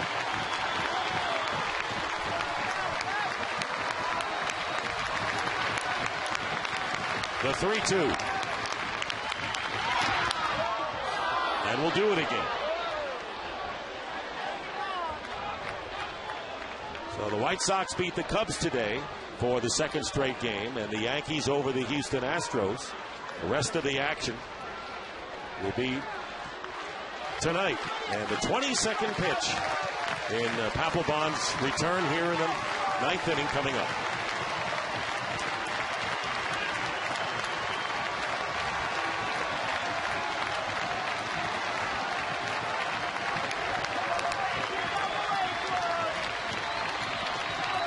And here it is.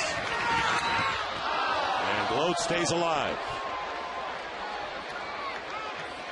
Gload, playing with his 6th team, has been with both Chicago clubs, Kansas City and Colorado.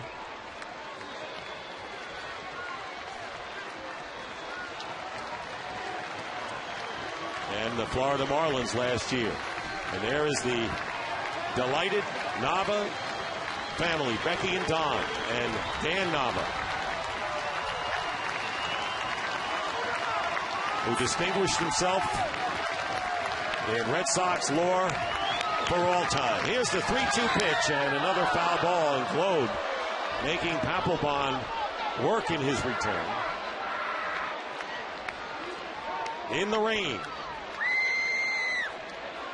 I guess they get the family of the game today. That's right. I'm anxious to see when Don, there he is, looks at the tape to see whether he did get that Grand Slam homer, because he wasn't sure. That's exactly right. He says, I don't know whether I got, some woman there. Telling Ken Rosenthal that earlier. Right. I think he's going to run and play it back as soon as he can.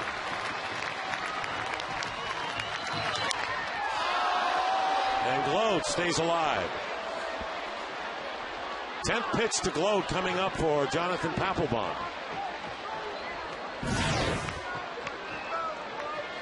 And the 25th pitch in all.